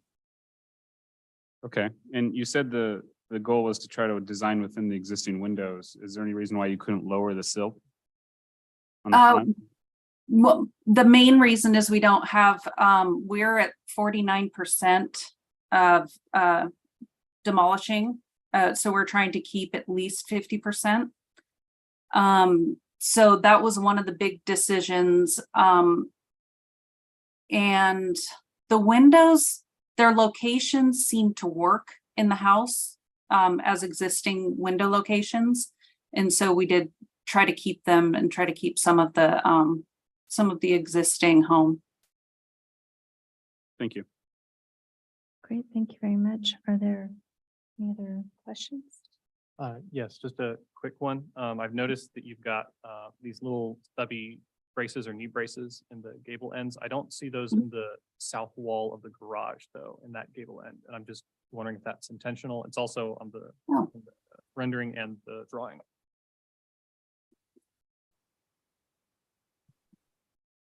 That's in the garage. Did I miss those? So I drew these, so if there's a drafting issue, it's me.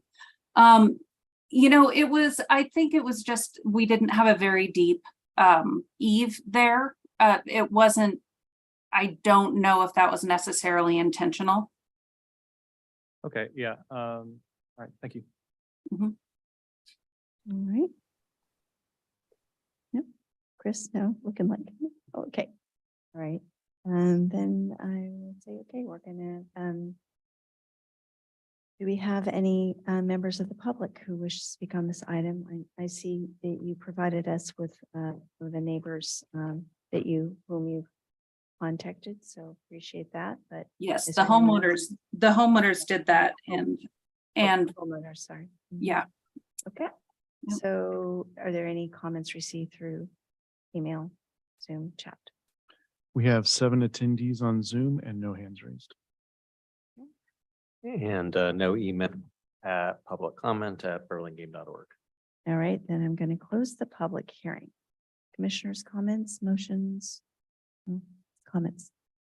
I can start. I think it's a really nice looking project. I always encourage remodeling.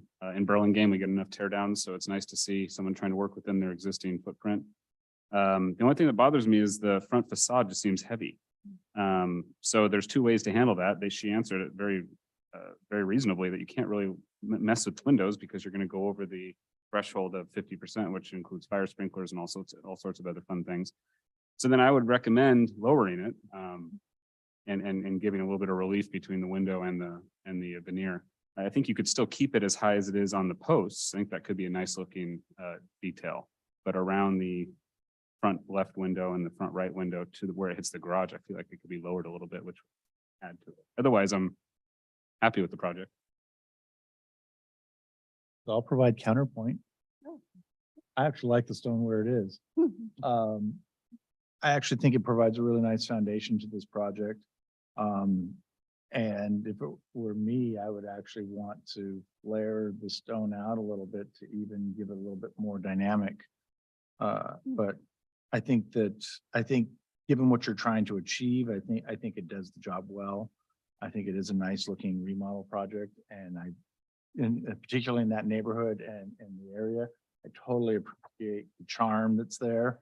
And I think that this works with that and fits in nicely. So I'm in full support.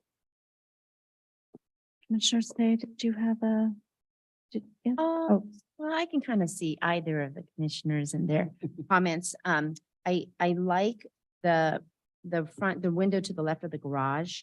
That whole corner assembly looks really nice, the taller stone wainscoting. But I also agree with Vice Chair Lowenthal that it seems like it's a little heavy, so I can see it go either way. And if I were to reduce the height of that wainscoting, I'd bring it down in line with the front porch, but also keep the wrap around the column, as he had stated as well. But Billy can see it either way. It's very There's spectacular. really big bushes in front of that. Yeah, that might hide it all. Yeah. They are now.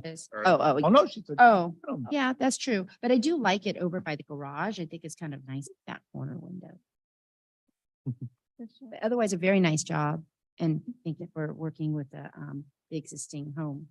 Well, Yeah, so I actually like the stone all the way up. I do have a question, that and I can't tell, and I don't want to open public comment, but maybe one of my fellow commissioners can tell me. How about the backs of the steps, right? Or the steps, does that have stone on it as well? Because then I feel like that doesn't really need stone on it, and I couldn't really tell as I was looking at this. Maybe it doesn't really matter. Couldn't tell that detail. Oh, I think it's stone as well. That's those side X6. That looks like that stone down there. My eyes going bad. It almost looks like it's not detailed with stone. Yeah, I'm not quite sure. So I would just like to see that detail when it comes back. I don't care either way what it shows, but I'd just like to have that detail. But I agree with Commissioner Schmid. I actually like the grounding of the house with the stone all the way up to the windows in the front. I think it's kind of unique and I haven't seen that a lot. And I do think on that left side, under that one window to the left, you're gonna have shrubs there and some beautiful plants, and I think it might just there. So I could see bringing this back on the consent calendar. I had one other quick comment. Go ahead. See that. I'm sorry, I forgot to mention it earlier. I think this is something that's probably going to be handled during construction, but on the drawings right now, both on the rear and this right elevation, the ACE number 4 side elevation, it looks like the ridge of the gable over the family room doors, ends up being higher than the ridge line of the roof that's running horizontally behind it. I think that, I know you're trying to follow the same slope on all the roof planes, but I think in reality, when it's under construction, you'd probably want to just have that ridge line up with that top of that roof, so everything's flushed out and there's no strange drainage detail, and one wouldn't even notice change in the slope there. So, but I noticed it on both elevations. Just tiny thing, calling it out. Otherwise, since we have a couple of things, I think we could bring it back on the regular action calendar. So I propose we this back on the regular action. I just have one little comment. I can see both of what you're saying. Almost, I guess I'm mainly looking at the one on the left. And to me, it's divided into thirds. It's the gable, the very top of the gable to the big molding, the horizontal molding going across. That seems a third. And then it's a third to the bottom of it, to the bottom of the window, and another third. It's just feel like maybe I was wondering, I know the rails have a certain legal height. I'm looking at the rail that's running in between your pillar and the left side of the stone wainscot. I'm wondering, if there's a little wiggle room in there, maybe it would look nice to kind of less closed off, I guess, from the public, more neighborly. You could lower the top of that rail, maybe a little bit for visual interest. I guess that would help. And maybe making it a kind of more beefier material it's like, if you're going to do it, just do it. So I don't know. I could go either way, but anyway, I kind of blabbered on and on. Go ahead. Anybody else? Yes. Yeah. So yeah, I understand if there's like an issue around like it being too close to the lot line or something like that, but I would like to see the braces added if practicable based on the size of the eave on the south side of the garage.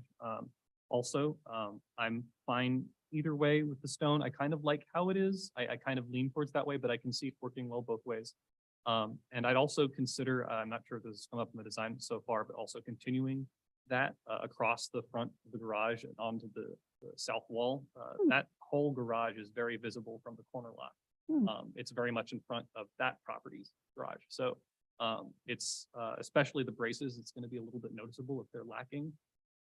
But yeah, just something to consider for the stone, but definitely the braces. That's a really good idea. Also, just a quick comment about the horizontal wood in the gable end on the primary facade. I'm not sure if this is just how it's coming off from the elevation, but it kind of looks like one big triangular piece of wood just stuck up in there.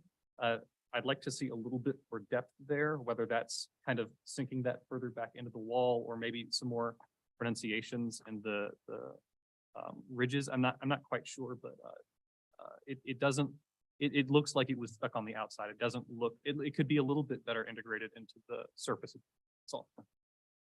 Super. Thank you.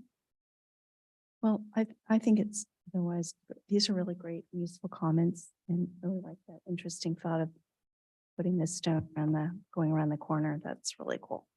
I do like the house overall. It's really beautiful.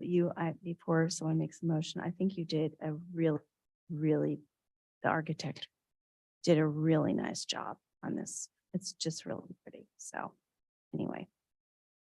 All right. So someone wanna? Yeah. Oh, I'm sorry. Gonna make a motion? Made a motion. You made, oops, sorry. Okay, well then I'll second it. Okay.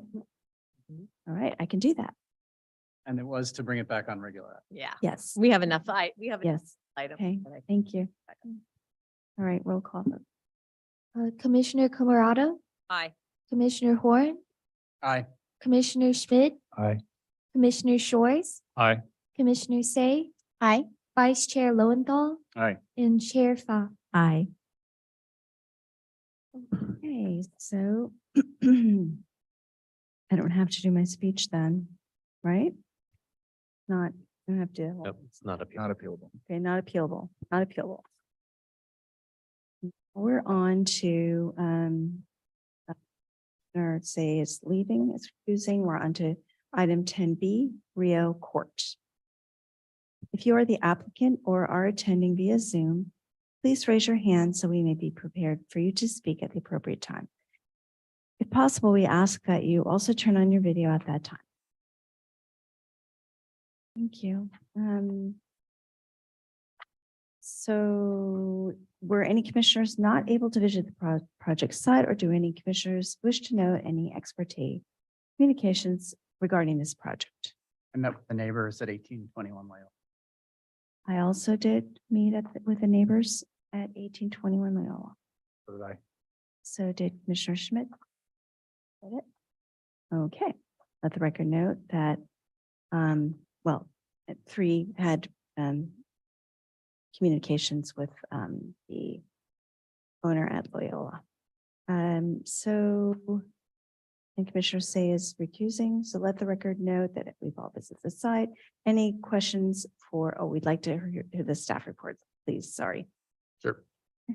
The applicant is proposing a floor addition and a new second story to the existing house at 5 Rio Court.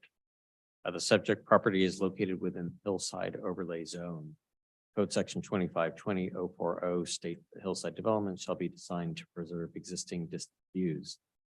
View preservation shall be limited to obstruction of distant views to San Francisco Bay, the San Francisco Airport, and Mills Canyon from primary door living areas such as living rooms and family rooms.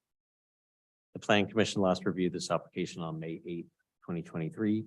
The commission suggested that the application be brought back for review as a design review study after story poles have been installed, so that any potential view obstructions per the hillside construction permit application can be properly evaluated. Story poles have been installed since that time to show the proposed first and second story addition. The applicant submitted a response letter dated June 22nd, 2023, and revised plans date stamped July 27th, 2023, to address the Planning Commission's comments. The applicant, in summary, the applicant is requesting design review for first and second story addition to an existing single dwelling and hillside area construction permit for first and second story addition to an existing single unit dwelling. The applicant is in attendance to answer questions from the commission. I'd also like to note that a letter was received this morning from Larry and Joanne Barulich and has been distributed to the commission via email and hard copy on the dais. And with that, I'm available for questions of staff. So would it be possible for you to explain the difference between the first time this project or a project came on 3 Rio Court quite a few years ago, as far as the process and the difference in the view ordinance then and now, if there is one? Sure, there had been one of the letters had referenced a prior application at 3 Rio Court. That was in 2006 and 2007. It was heard by the Planning Commission and denied by the Planning Commission, then appealed to the City Council in 2007 and denied by the City Council. The minutes from those meetings indicate concerns with the view, potential view blockage per the view per the hillside construction area permit application. So I'll read both the old language that was in place at that time. We do have an updated zoning ordinance that was came into effect in 2022, which has tried to tighten up the language a little bit. So old language. A review of a hillside area construction permit by the planning commission shall be based upon obstruction by construction of the existing distant views of nearby properties. Emphasis shall be given to the obstruction of distant views from habitable areas within a dwelling unit. Then the current code adopted and effective in 2022 is view preservation. Hillside development shall be designed to preserve existing distant views. View preservation shall be limited to obstruction of distant views to San Francisco Bay, the San Francisco Airport, and Mills Canyon from primary indoor living areas such as living rooms and family rooms. So it's just the new language is a little more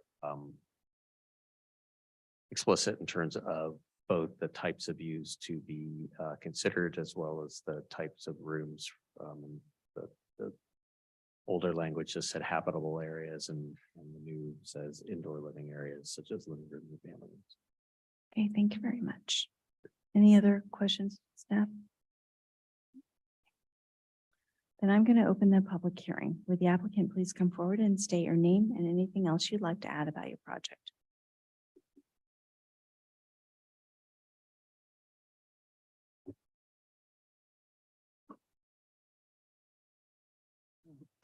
Good evening, commissioners. My name is Angela Yee, and we purchased a home at 5 Rio Court back in August of 2021 because we wanted to be able to live in the Burlingame area. The house currently, as you know, is a 3-bedroom, 2-bath, and it was built in the 1950s. When the family needs were very different than what it is today. In the last 20 years or more, home trends and family needs have changed, and especially since the pandemic.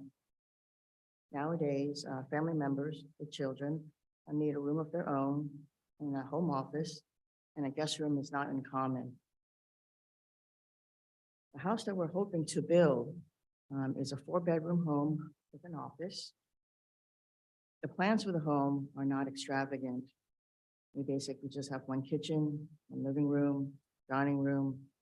We have average ceiling heights, and all the rooms are moderately sized. We are also adding ADU on the ground floor for an aging parent who will be living with us.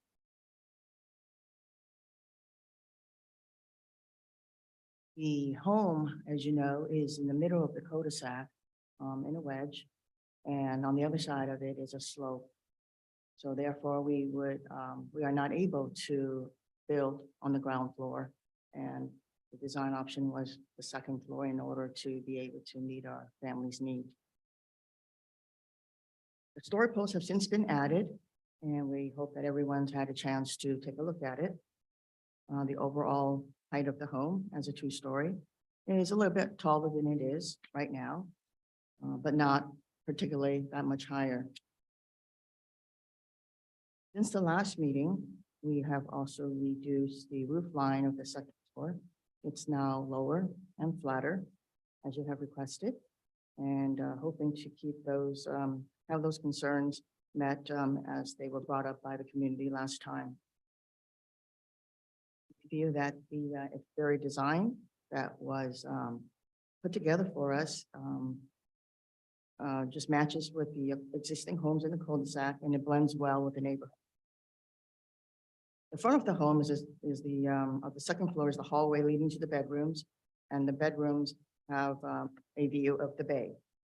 We purchased a home, hopefully that we can enjoy the view of the bay. The home is also recessed front and back at least 15+ feet. And so seeing the yard of the neighbors is not likely. And for the neighbors to the side of us, also any windows that we may have, I believe are just keeping that to a minimum to have any concerns about seeing their yard now that there may be a 2nd floor. Another issue that was brought up was property values. We do not believe that having a 2nd story will bring down the property values. We believe that it will actually bring up the property values because by being able to live in a very nice area such as Burlingame and having the ability to expand and meet current family needs, I think it will bring more people into Burlingame and increase values, and it will not do the opposite as some may have brought up.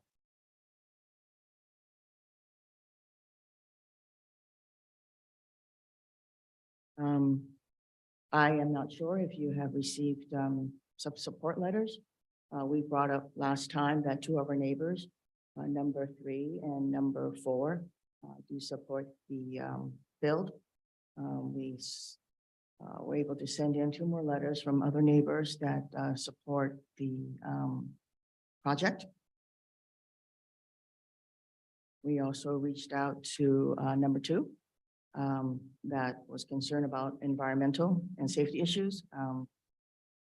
We have not heard back from him, but we did try to reach out to the neighbors and try to meet any concerns that there might be with the design and hopefully be able to make changes that would allow you to approve this plan. So we just want to say thank you to the commissioners for listening to our wish to have this plan approved, and also request that have the opportunity to answer additional questions at the end, should they come up, so that we can be able to see if we can answer them and help you to help us approve the plans. Anyway, may I ask, did you receive our letters? Letters of support. Yes, the support letters that came through today. I don't think I did. If they were submitted after 5 o'clock, then we Before have no- 5 today yeah, we didn't receive it under the public comment. is, would they still be acceptable at this time, or if you would check the emails? I don't have. No, are they still acceptable? Yes, any letters that were submitted would be added to the record. Commissioners don't have access to email here. Okay. All right.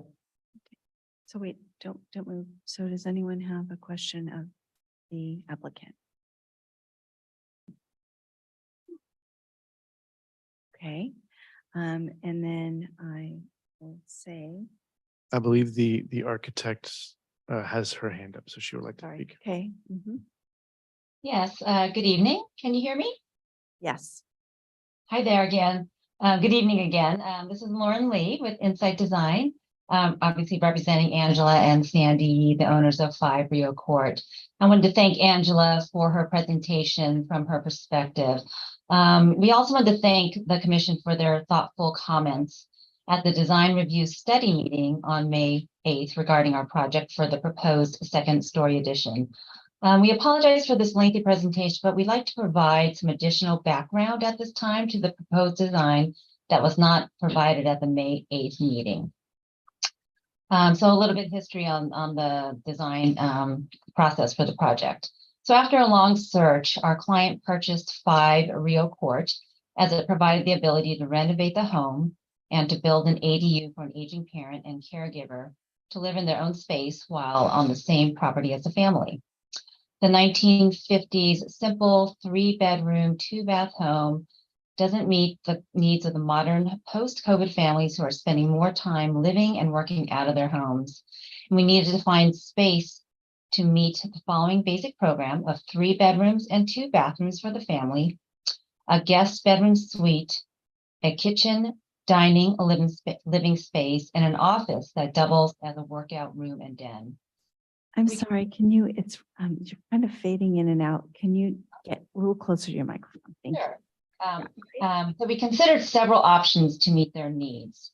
One option was a 1st floor addition. We did consider that, but the size of the lot, the shape, the wedge shape of the lot, and the existing terrain made this a non-option due to the following reasons. 1, the current backyard is very shallow before the natural terrain and vegetation slopes down to the rear property line. 2, the lot coverage limitations did not allow ample square footage for a first floor addition to meet the program. And third, Burlingame Municipal Code 25.20.040D states that grading and excavation shall result in a minimal disturbance feasible to the terrain and natural land features. Existing trees and native vegetation shall be retained to the extent possible to stabilize hillsides, reduce erosion, and preserve the natural beauty of the area. So we were therefore limited to the extent of a first floor addition to comply with this code while maintaining any backyard space for the family. Also maintaining the existing vegetation provided a good landscaped area between our client's home and the downhill neighbor's property. We also considered a lower level addition, but to do so meant carving out part of the rear slope to provide the necessary daylight and ventilation for the lower level bedrooms. So this also quickly became a non-option due to the same municipal code I just mentioned. And then lastly, we also considered a second floor ADU, which by state law would actually not require any design review, but that option was not explored as the ADU for the aging family member at grade level seemed best for the ease of mobility. It became clear then that a second floor addition was the best direction for the family's needs. We understand the concern about views, and it was never the intent to block any distant bay views or cause any dismay to neighbors. In light of hearing concerns at the last meeting, we took that opportunity to make the following adjustments to the initial proposed design, which are reflected in the current drawing package. First, we reduced the size of the second floor. And second, we lowered the roof slope to a 3 12 that reduced the height by over a foot from the initial proposed design. You can see on the new proposed front elevation where we dashed in the line of the current roof line for comparison. Though the proposed design is well within all of the square foot building height and declining height guidelines for the property and does not request any variances or special permits, we did recognize that homes in the Rio Court cul-de-sac are one-story homes. So we designed the addition paying attention to the massing and purposely maintained a low-profile ranch-style design, symmetrically balanced to scale nicely to adjacent neighbors' homes that also blended into the style of the neighborhood. There are also a number of second-story homes in the surrounding neighborhoods. Burlingame has a lot of neighborhoods that are mostly one-story homes, originally designed about 100 years ago. And we have observed that the Planning Commission has approved two-story homes to meet today's family needs, allowing one to maximize the allowable floor area ratio and lot coverage of a property. The Planning Commission has also recognized in some of these cases that the property values are high, that many of the city's residences are dated and have allowed two-story homes to enter the neighborhoods, as eventually some of these smaller homes will inevitably be rebuilt to reflect today's lifestyle. We also acknowledge that in the hillside overlay zone, that the added component of view blockage evaluation applies to every applicant in the zone, whether a single or second story addition. Lastly, we'd like to also quickly acknowledge the 3 Rio Court project that was brought up at the last meeting. While that second floor addition was denied over 17 years ago due to view blockage, it is our hope that the Planning Commission will review 5 Rio Court fairly based on this project's unique criteria and current codes assessing distant bay view blockage. Thank you very much. And please, if you have any questions, I'm here to answer those. Thank you very much. And do you have any questions? Questions? All right. So then again, I need to ask, did anything come in via Zoom? No. I think you could start, perhaps start with anyone in the here in person that would want to speak, and then we can go to email and then Zoom. Okay, then I invite Larry Bauerlich to come. Good evening, Commissioners. My name is Larry Berelich. I live at 1821 Loyola. My wife Joanne.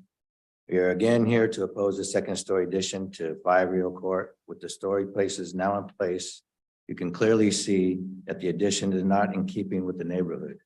When entering Rio Court, the addition will be overwhelming. The story poles at 5 Rio Court demonstrate how the actual structure would impact this cul-de-sac and the neighborhood. The story poles should also reinforce the concerns that were expressed by the commissioners at the May 8th meeting. Some quotes from that meeting that were made by the commissioners that were encouraging to us were, first commissioner said, quote, "On the other hand, I do agree that a second story in this street is out of character and out of scale for this area. I find it hard to support that given how much higher it's going to be than others. And not neighbors downhill, they're going to be impacted as well from a much taller structure." The second commissioner said, quote, "I tend to agree with my fellow commissioner." Third commissioner said, to echo what my fellow commissioner said about neighborhood, this cul-de-sac has no other second stories. It doesn't quite fit. The design of it is lovely. I like the design, but unfortunately, doesn't quite coincide with what we are seeing on the same cul-de-sac. Fourth commissioner said, quote, "I concur with my fellow commissioners." The fifth commissioner said, quote, "I concur with what has been said." And if you'll notice, none of those refer to any view blockage or anything like that. That's just your opinions of how a second story would affect this block. A previous planning commission had the same concerns when 3 Rio Court wanted to add a second story. They set a precedent that a second story was not appropriate for this neighborhood. An appeal to the city council was also denied. We have seen dramatic housing changes in Burlingame. As planning commissioners, you have accepted the responsibility to use your knowledge, experience, and foresight to determine the future of areas like Rio Court and Loyola and Castaneda Drive. This addition would undoubtedly set a new precedent that will allow anyone to add a second story and change the architectural balance now and forever. In closing, with all the concerns previously expressed, along with the view obstructions and parking issues, we feel the commission should deny this project. Thank you for your time. Appreciate it. That's my birthday, so give me a. Yeah. Okay, and then are there other comments that came in Zoom? or- There are 3 emails. Okay. So I can read those and I'll read them in the order received. The first is from Atif Kasim. Hello, I would like to submit a new public comment for the rediscussion about the building plan for 5 Rio Court to add a second story. Our family lives at 2 Rio Court. My prior comments were read at the prior session. We have had a chance to look at the simulated height of the proposed new construction and do not feel our opinions about the plan have changed. We remain concerned about the second story having an effect on our privacy, being able to look into our backyard. The house would be much higher than neighboring houses and will change the ambience of our cul-de-sac. I've spoken to other neighbors directly across Loyola, and it is even more clear that this addition will obstruct their view of the bay. We also remain concerned that the plan and the construction's effect on neighboring houses, as much of the area behind that property includes landfill and can lead to sinking of neighborhood properties. We received a letter from the owners this past week suggesting our concerns in this regard would be addressed, but have not seen any clear documentation or studies to address that by the architects. We also understand and are sympathetic to the needs of the new owners and of that property, but feel that much of the investigation of the proposed new plans should have been considered around the time of purchase. There was at no point any discussion about the plans with us in detail prior to receiving a postcard in the mail. The immediate next door neighbors at 4 Rio Court are renting that property and will be moving out this coming week. They also were not aware of the construction plans prior to last meeting. And that is signed Atif Kasim at 2 Rio Court owner. The next email says, "Hi, we are owners of 1817 Loyola Drive. We oppose the second story plan for 5 Rio Court as it will completely block our view. See attached picture. 5 Rio Court is the main home directly across from our house. Home. Based on the proposed roof line, our home will see only the building itself. The homes on our street are mainly single story. This maintains a characteristic of the Mills Estates neighborhood that is very unique to us compared to other areas of Burlingame. Our kids play on the cul-de-sac and would like to discourage additional traffic to this intersection if adding second level means additional traffic and cars. Yeah, that says, thanks, Jasmine. Third email says, good evening. I'm writing to express my concern regarding the proposed construction at 5 Rio Court. My family and I reside at 2 Rio Court, and I would like to add the comments below to those submitted by my spouse, Atif Kasim. We appreciate the owner's response to our comments and attempt to address them. However, the following concerns remain. We request that the potential environmental impact be reviewed under the California Environmental Quality Act, given the safety issues associated with the ability of the foundation to support a second story, potentially affecting neighborhood homes as neighboring homes as well. The renovation of the ground floor, along with construction of a second floor, will require a prolonged period of significant noise and dust pollution, along with construction vehicles in the cul-de-sac, especially impacting young children's safety and health. Our other concerns include the impact of a second story home on the aesthetics and quality character of the neighborhood, on natural lighting from the looming structure, and on property and resale value of neighboring one-story homes. Thank you for considering these concerns. Sincerely, Saher Musafar. Those are the 3 emails that we have for this item. There are 4 attendees on Zoom and I don't see any hands raised. All right, thank you very much. The architect has raised her hand. Oh, so the architect's going to come back in? Yes, hi there. I know that Angela has 2 letters of support from neighbors and was trying to get those into the hands of the planners to be read tonight. But Angela, do you have those with you, and could you present those, and perhaps those could be read as well?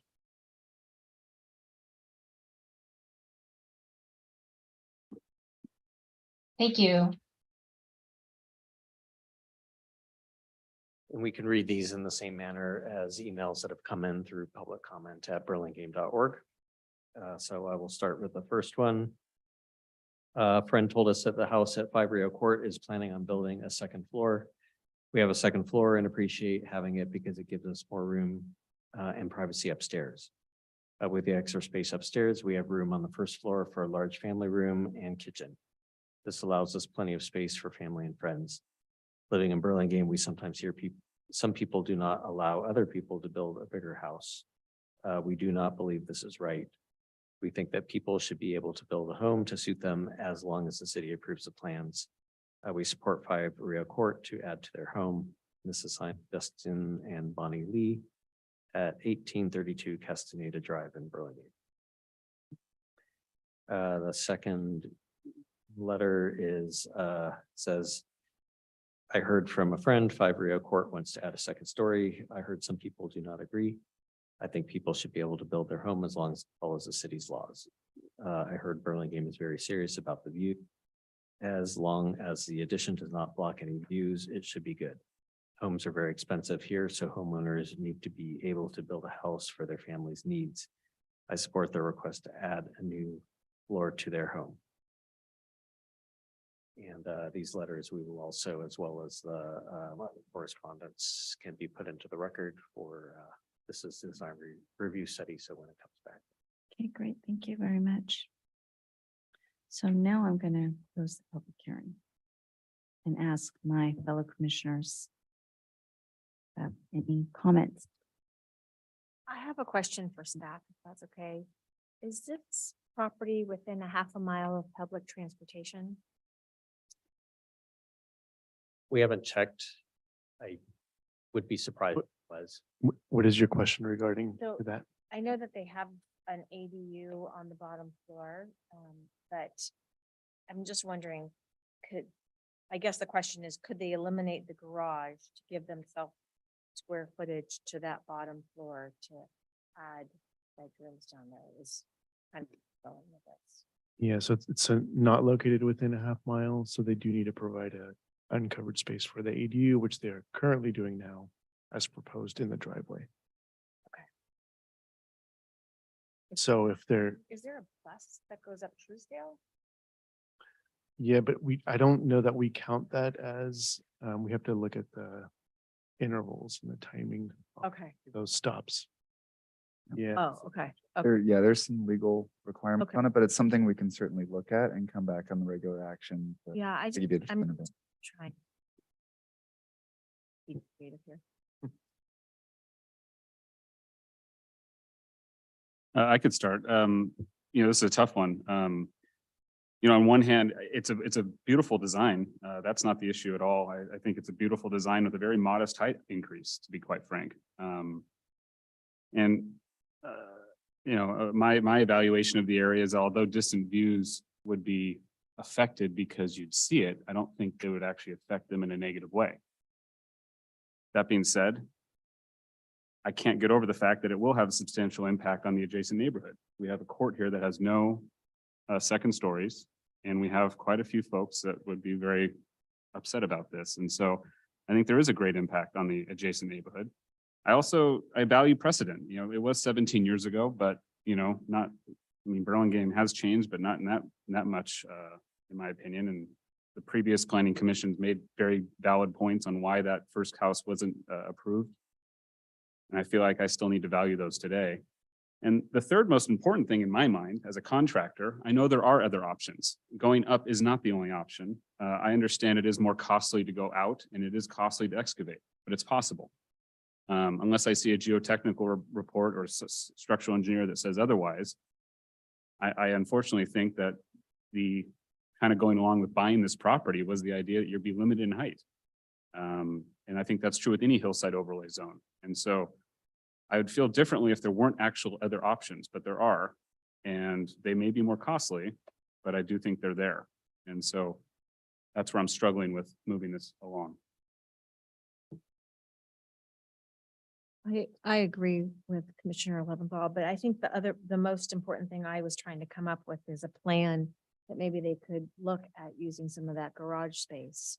And I'm not sure that that's the answer, but I was just trying to see if there's an opportunity there for the applicant to get some of that room that they need. The other idea, I know that they need that space, but maybe they don't need such a big ADU. Maybe the ADU could be smaller, to try to gain some of that space back.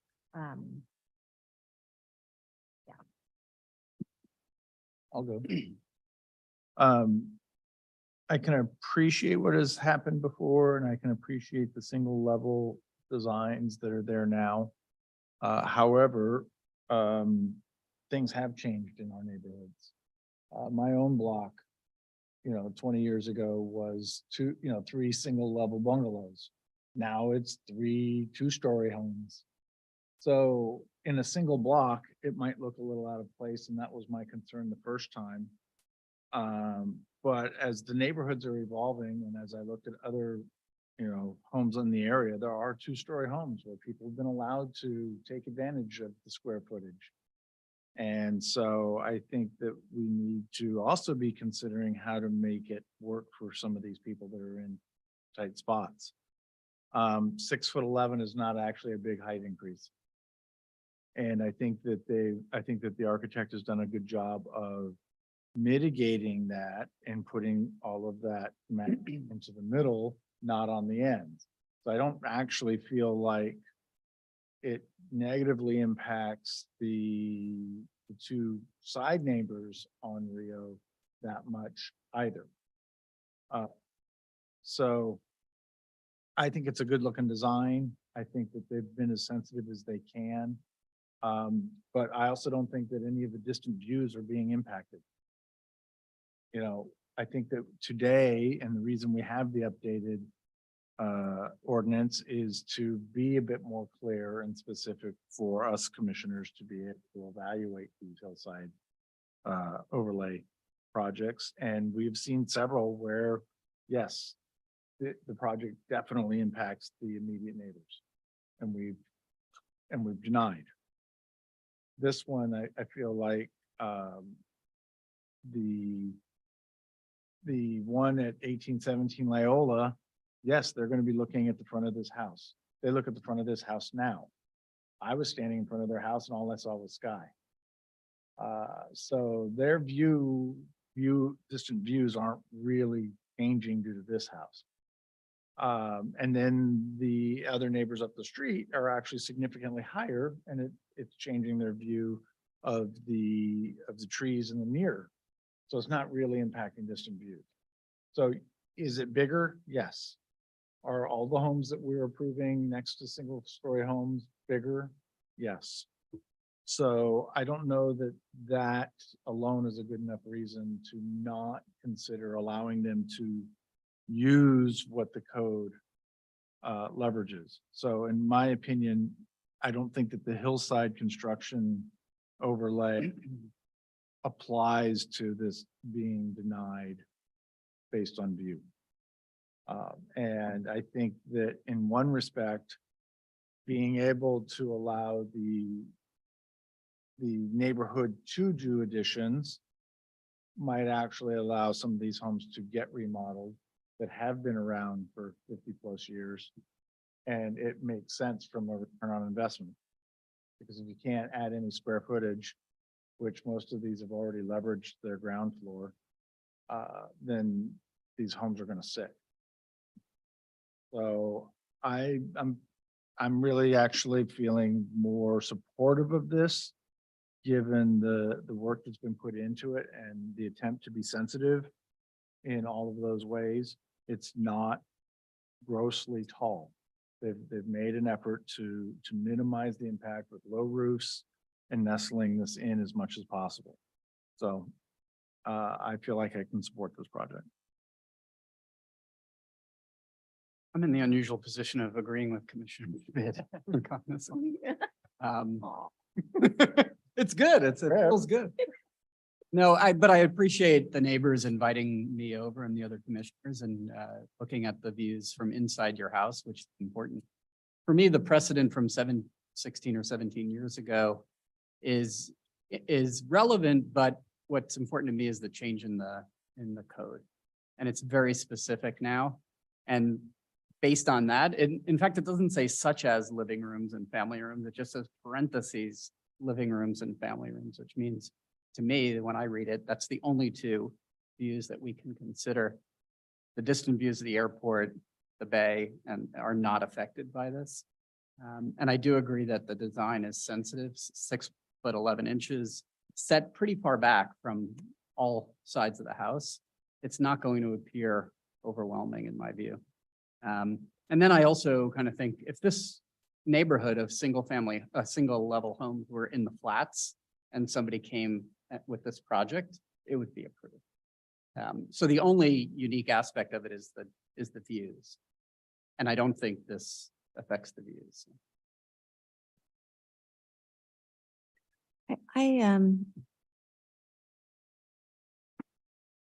I think part of this, the difficulty is there is this concern that's not just going to be this home, but it's this pie shape. These are these pie shaped parcels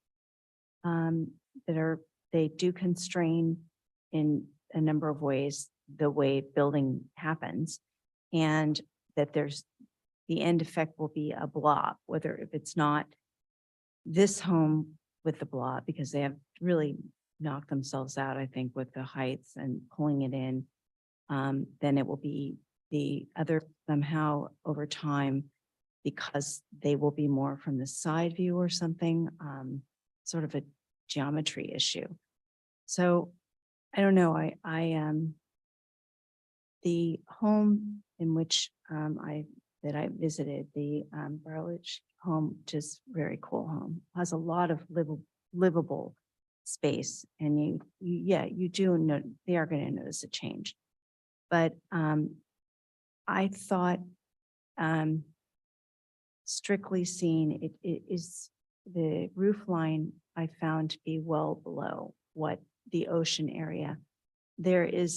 I'm much more sensitive to greenery, and I feel like they made or they or others may not appreciate some of the greenery that, you know, is grown large and maybe needs to be cut back. But to me, that is that's what kind of this is sort of helps these structures of various, you know, from where they are all the way down to the bottom, which is a lot of building going on, a lot of major building going on, including the hospital. I feel like the greenery is helping everything kind of blend. And I didn't find it that jarring. True, it may change with time when, if and when other projects on this cul-de-sac develop. But you know, I was kind of wondering if it's difficult, but maybe there could be comments made that care needs to be taken, that there's always some kind of a corridor in there so that you don't get this big blob of homes on a cul-de-sac, but that their additions can kind of be set in ways that people above them can actually enjoy. They don't have this thing in their face, or that they can kind of enjoy these corridors. Well, I'm calling it a view corridor. It's not really technically a view corridor, but maybe you understand. So it's not it's not so solid and bulky. I think that's really the issue. For me too, I think it's been greatly improved. It is a different time, but the ordinance also did change, and it's very, very specific. I'm wondering how things like the hospital could have gotten built under the last ordinance, seriously. Because those are big clunky things, and all the stuff happening below. It does obscure. I find that it obscures the whole shoreline technically. So I don't know, it's a little fuzzy for me, but I'm also, it's very difficult, but I'm also leaning towards thinking they've kind of pushed it economically, maybe pushed it as much as they can, and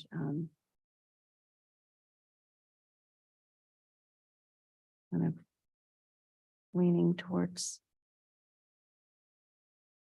kind of agreeing that I don't know how to fix it for later, though. That's the problem. But just hope that future planning commissions and I don't know what the vote's going to be, but they can always bring it to council. Maybe they feel otherwise. So. But relative to precedent, it doesn't mean that all of a sudden the other 4 homes on that court can just suddenly build second-story additions. It still requires a planning commission review and to be sensitive to the designs and to each other. We're not approving a blob at the moment. Well, no, because I think that they have done a good job at trying to limit the mass of this design.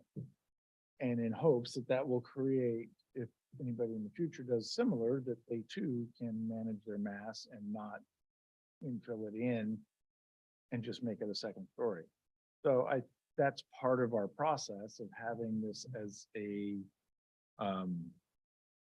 an approval process and considering this each and every time. So every one of them is going to get this same rigor. It's not just that we're going to open a floodgate and approve everything. It's that we need to consider each individual proposal and its impact to its neighbors, which I feel like we're trying to do for this. So I have a slightly different take on this, just because this wasn't a complicated enough project. So based off of the changes to the ordinance, because that's a lot more explicit, I'm comfortable with how the views are right now. And despite the fact that I do definitely value the views, being someone who did not grow up here, you know, with this kind of stuff all around me all the time. But I think that the impact is acceptable in that case. I think really I do have an issue, not conceptually with the project, but somewhat with the execution and the design, and that comes down to the way that it relates to the neighborhood. And I think there's a difference between relating to the neighbors, relating to that cul-de-sac, relating to the wider area. and the former Mills. I think that a defining feature of those ranch style homes is typically described as being single story. However, if you drive along this road or you drive along Trousdale, you see lots of second stories on things. And that's because a lot of those are not technically second stories. They're split levels or they're basements that are exposed on the grade. And so what it comes down to is, does this read from the public right of way as something that is part of this neighborhood, as something that is fundamentally based off of that idea? And I don't think that it does at the moment. There's a couple things. It's not because there is a second story, but right now I think that the southern walls of the second story, I think they come out, and I'd appreciate further feedback from my other commissioners on this. I think that it comes too far forward from the front facade, and it does look like a whole second story on top of the house, which is the design intent. But there are other features that I think make the effect a little bit worse. A lot of the aesthetic of a ranch house comes from the horizontal nature of the way that the different features are arranged, like the roof line and all the windows being in a row. There are windows here, however, that are very big and very prominent and are actually vertical. And I think that that does a lot to distance it from that original design idea. And I think that it also tends to make the building a little bit more imposing. I wouldn't say that it is imposing, but I would say that there are features that are rather prominent because of that. I think that in a perfect world, could just drag a box over the second story and just push it back about 4, 5, 6 feet behind the ridge of the roof. That would make a massive difference. You would be able to leave the windows that are horizontally arranged, peeking out over the ridge of the roof. And I think it would be difficult to tell, is that the second story, or are those just light wells coming into a double height living room, or is this a split story? And I think that is theoretically, that's a very compatible design for this neighborhood. So I'm in favor of the project conceptually. I do think that there are some measures that can be taken to negate how prominent the second story is, and the fact that from the primary facade, from the street, there is absolutely unmistakably a big second story. And maybe that's just the way the rendering's coming off to me, but I think that there are some, I'm not super familiar with how design review works through the entire process, but design review might be able to improve that. I'm not sure. I think the issue there, if you were to push the front back to try and take advantage of the existing roof as a horizontal element, then the square footage goes to the back, and the back becomes a gigantic single wall looking downhill too. So what they've done here is they've moved the square footage middle everywhere in an attempt to minimize that impact on any side. Right. So I don't know, and because it's largely a horizontal siding, I don't know that there's anywhere to go. Right. That's a good point. I think if I recall the last time that there's another project that we also drove through for here. I believe there's another building that already is there that has like a big, very prominent single wall down to the exposed basement. And that's not a good thing, right? But I think that there are other measures that can be taken to mitigate that.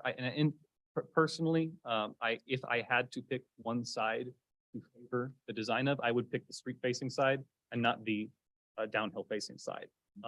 Because I think that's, everyone's talking about the views from their houses out towards the bay and not up on the hill.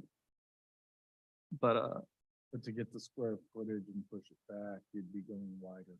Right, if you wanted the same square footage, yes. So it's or taking it on the square footage, or it pushes out. Right, and like Commissioner Lowenthal was saying, there are other ways to get the square footage in addition, through digging down or something else, and they are expensive, but there are other options. I think that if this was getting pushed back, yeah, it would be difficult if it was wider. I think depending on how the site works, there could also be an overhang over the porch.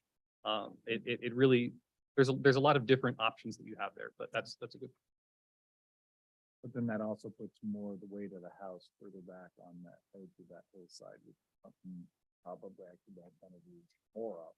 Right, if that's, I'm totally unfamiliar with structural issues, so if that is a structural issue, then I'll have to bow out on that one, but I don't know.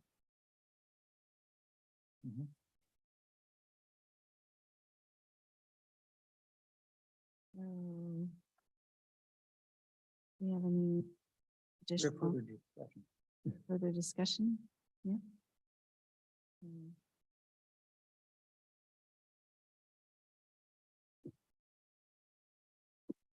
Well, Well, to move it forward, I'm going to make a motion to approve the project. Oh, we are actually on designer right now, so we'd have to put it on regular action to get. Oh, that's right, we didn't push it. Okay. So then I move that we put it on to regular action. As outlined in the staff report now. Yeah, I second. Another crack at it. Is that, so it's moved to an action. Does that mean that that's contingent on changes being made by the design, or is that just, we're gonna take another look at it for a second approval, or I'm not sure exactly what the onus is on the. So my motion is that we're putting it on the next action item, and I'm putting it on as, I'm not putting any conditions on it. Okay. You may make recommendations that would make it easier for your vote to be counted in the next meeting, right? If you're looking for something to happen, that's, we should put that in there as a feedback.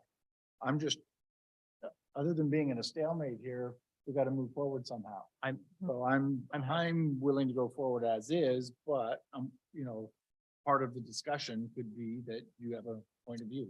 Right, no, I'm happy to move forward as well. I'm just unfamiliar with the options, basically.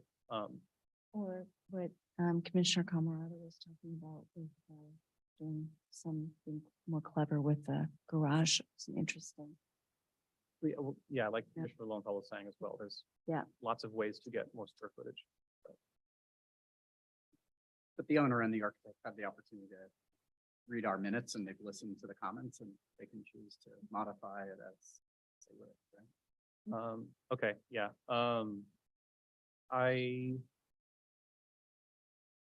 I'll second the motion. Yeah. Oh, did you second? I seconded it. Oh, sorry. Thirded. I lost track. I guess we're just finishing off any discussion on the motion. Right. Before we vote. Did you want to put a modifier on? What would those modifiers look like? Like a condition? So there couldn't be any modifiers on you could certainly recommend another motion, but in terms of, as Commissioner Smith was saying, you can provide any guidance that you think would help you vote, affirmatively. I see, Right. okay. So the motion itself, the only other motion, I guess, could be to continue it again on design review, but to take action on it at the next meeting, it would have to be on regular act.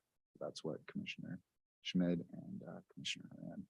Right, and I'm happy to vote on moving it forward to action item. I would like the architects to take another look at ways to make the second story feel less imposing. That would, and perhaps de-emphasize the vertical elements, more emphasis on the horizontal elements. That would really encourage me to vote affirmative on the item. Fair enough. We have a motion by Commissioner Schmid, seconded by Commissioner Horan to move this to the regular action calendar. Roll call, Commissioner Camarado. Aye. Commissioner Horan. Aye. Commissioner Schmid. Aye. Commissioner Shores. Aye. Vice Chair Lowenthal. Nay. And Chair Fowl. Hi. The action is not appealable. Okay, thank you, guys. A lot of thoughtful. So wait, no, I don't see anything. It's not appealable. Right. That's right. Not yet. Not yet appealable. Okay, so now back to my thing. So that, Go, Audrey. sorry? Oh, yeah, Yeah. Okay. thank you.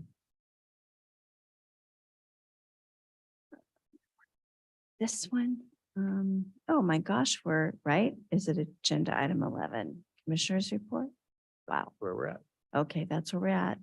So commissioners' reports, are there, is that from us? Oh, I get to say something, right? Yes, so Yeah. we had the first Zoom Broadway, we missed it. Broadway, but we will catch. it.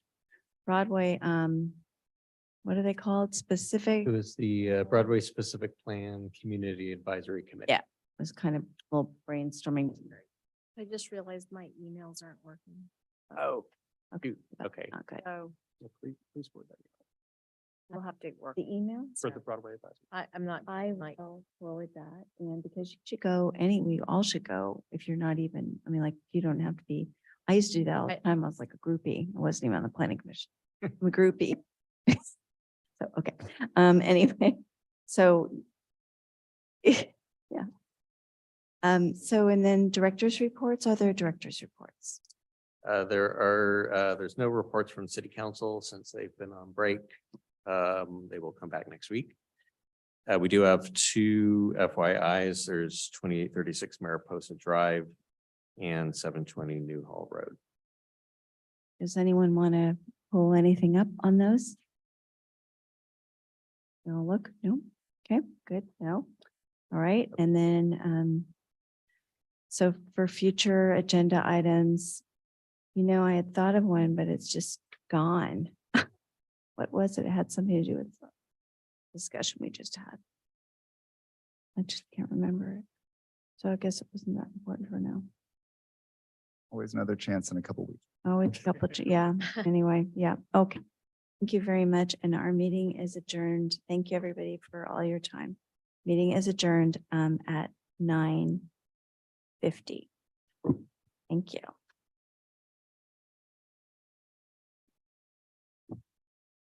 I don't have it on my. Hmm? Canada was Vacuuming. So I'll give you the number.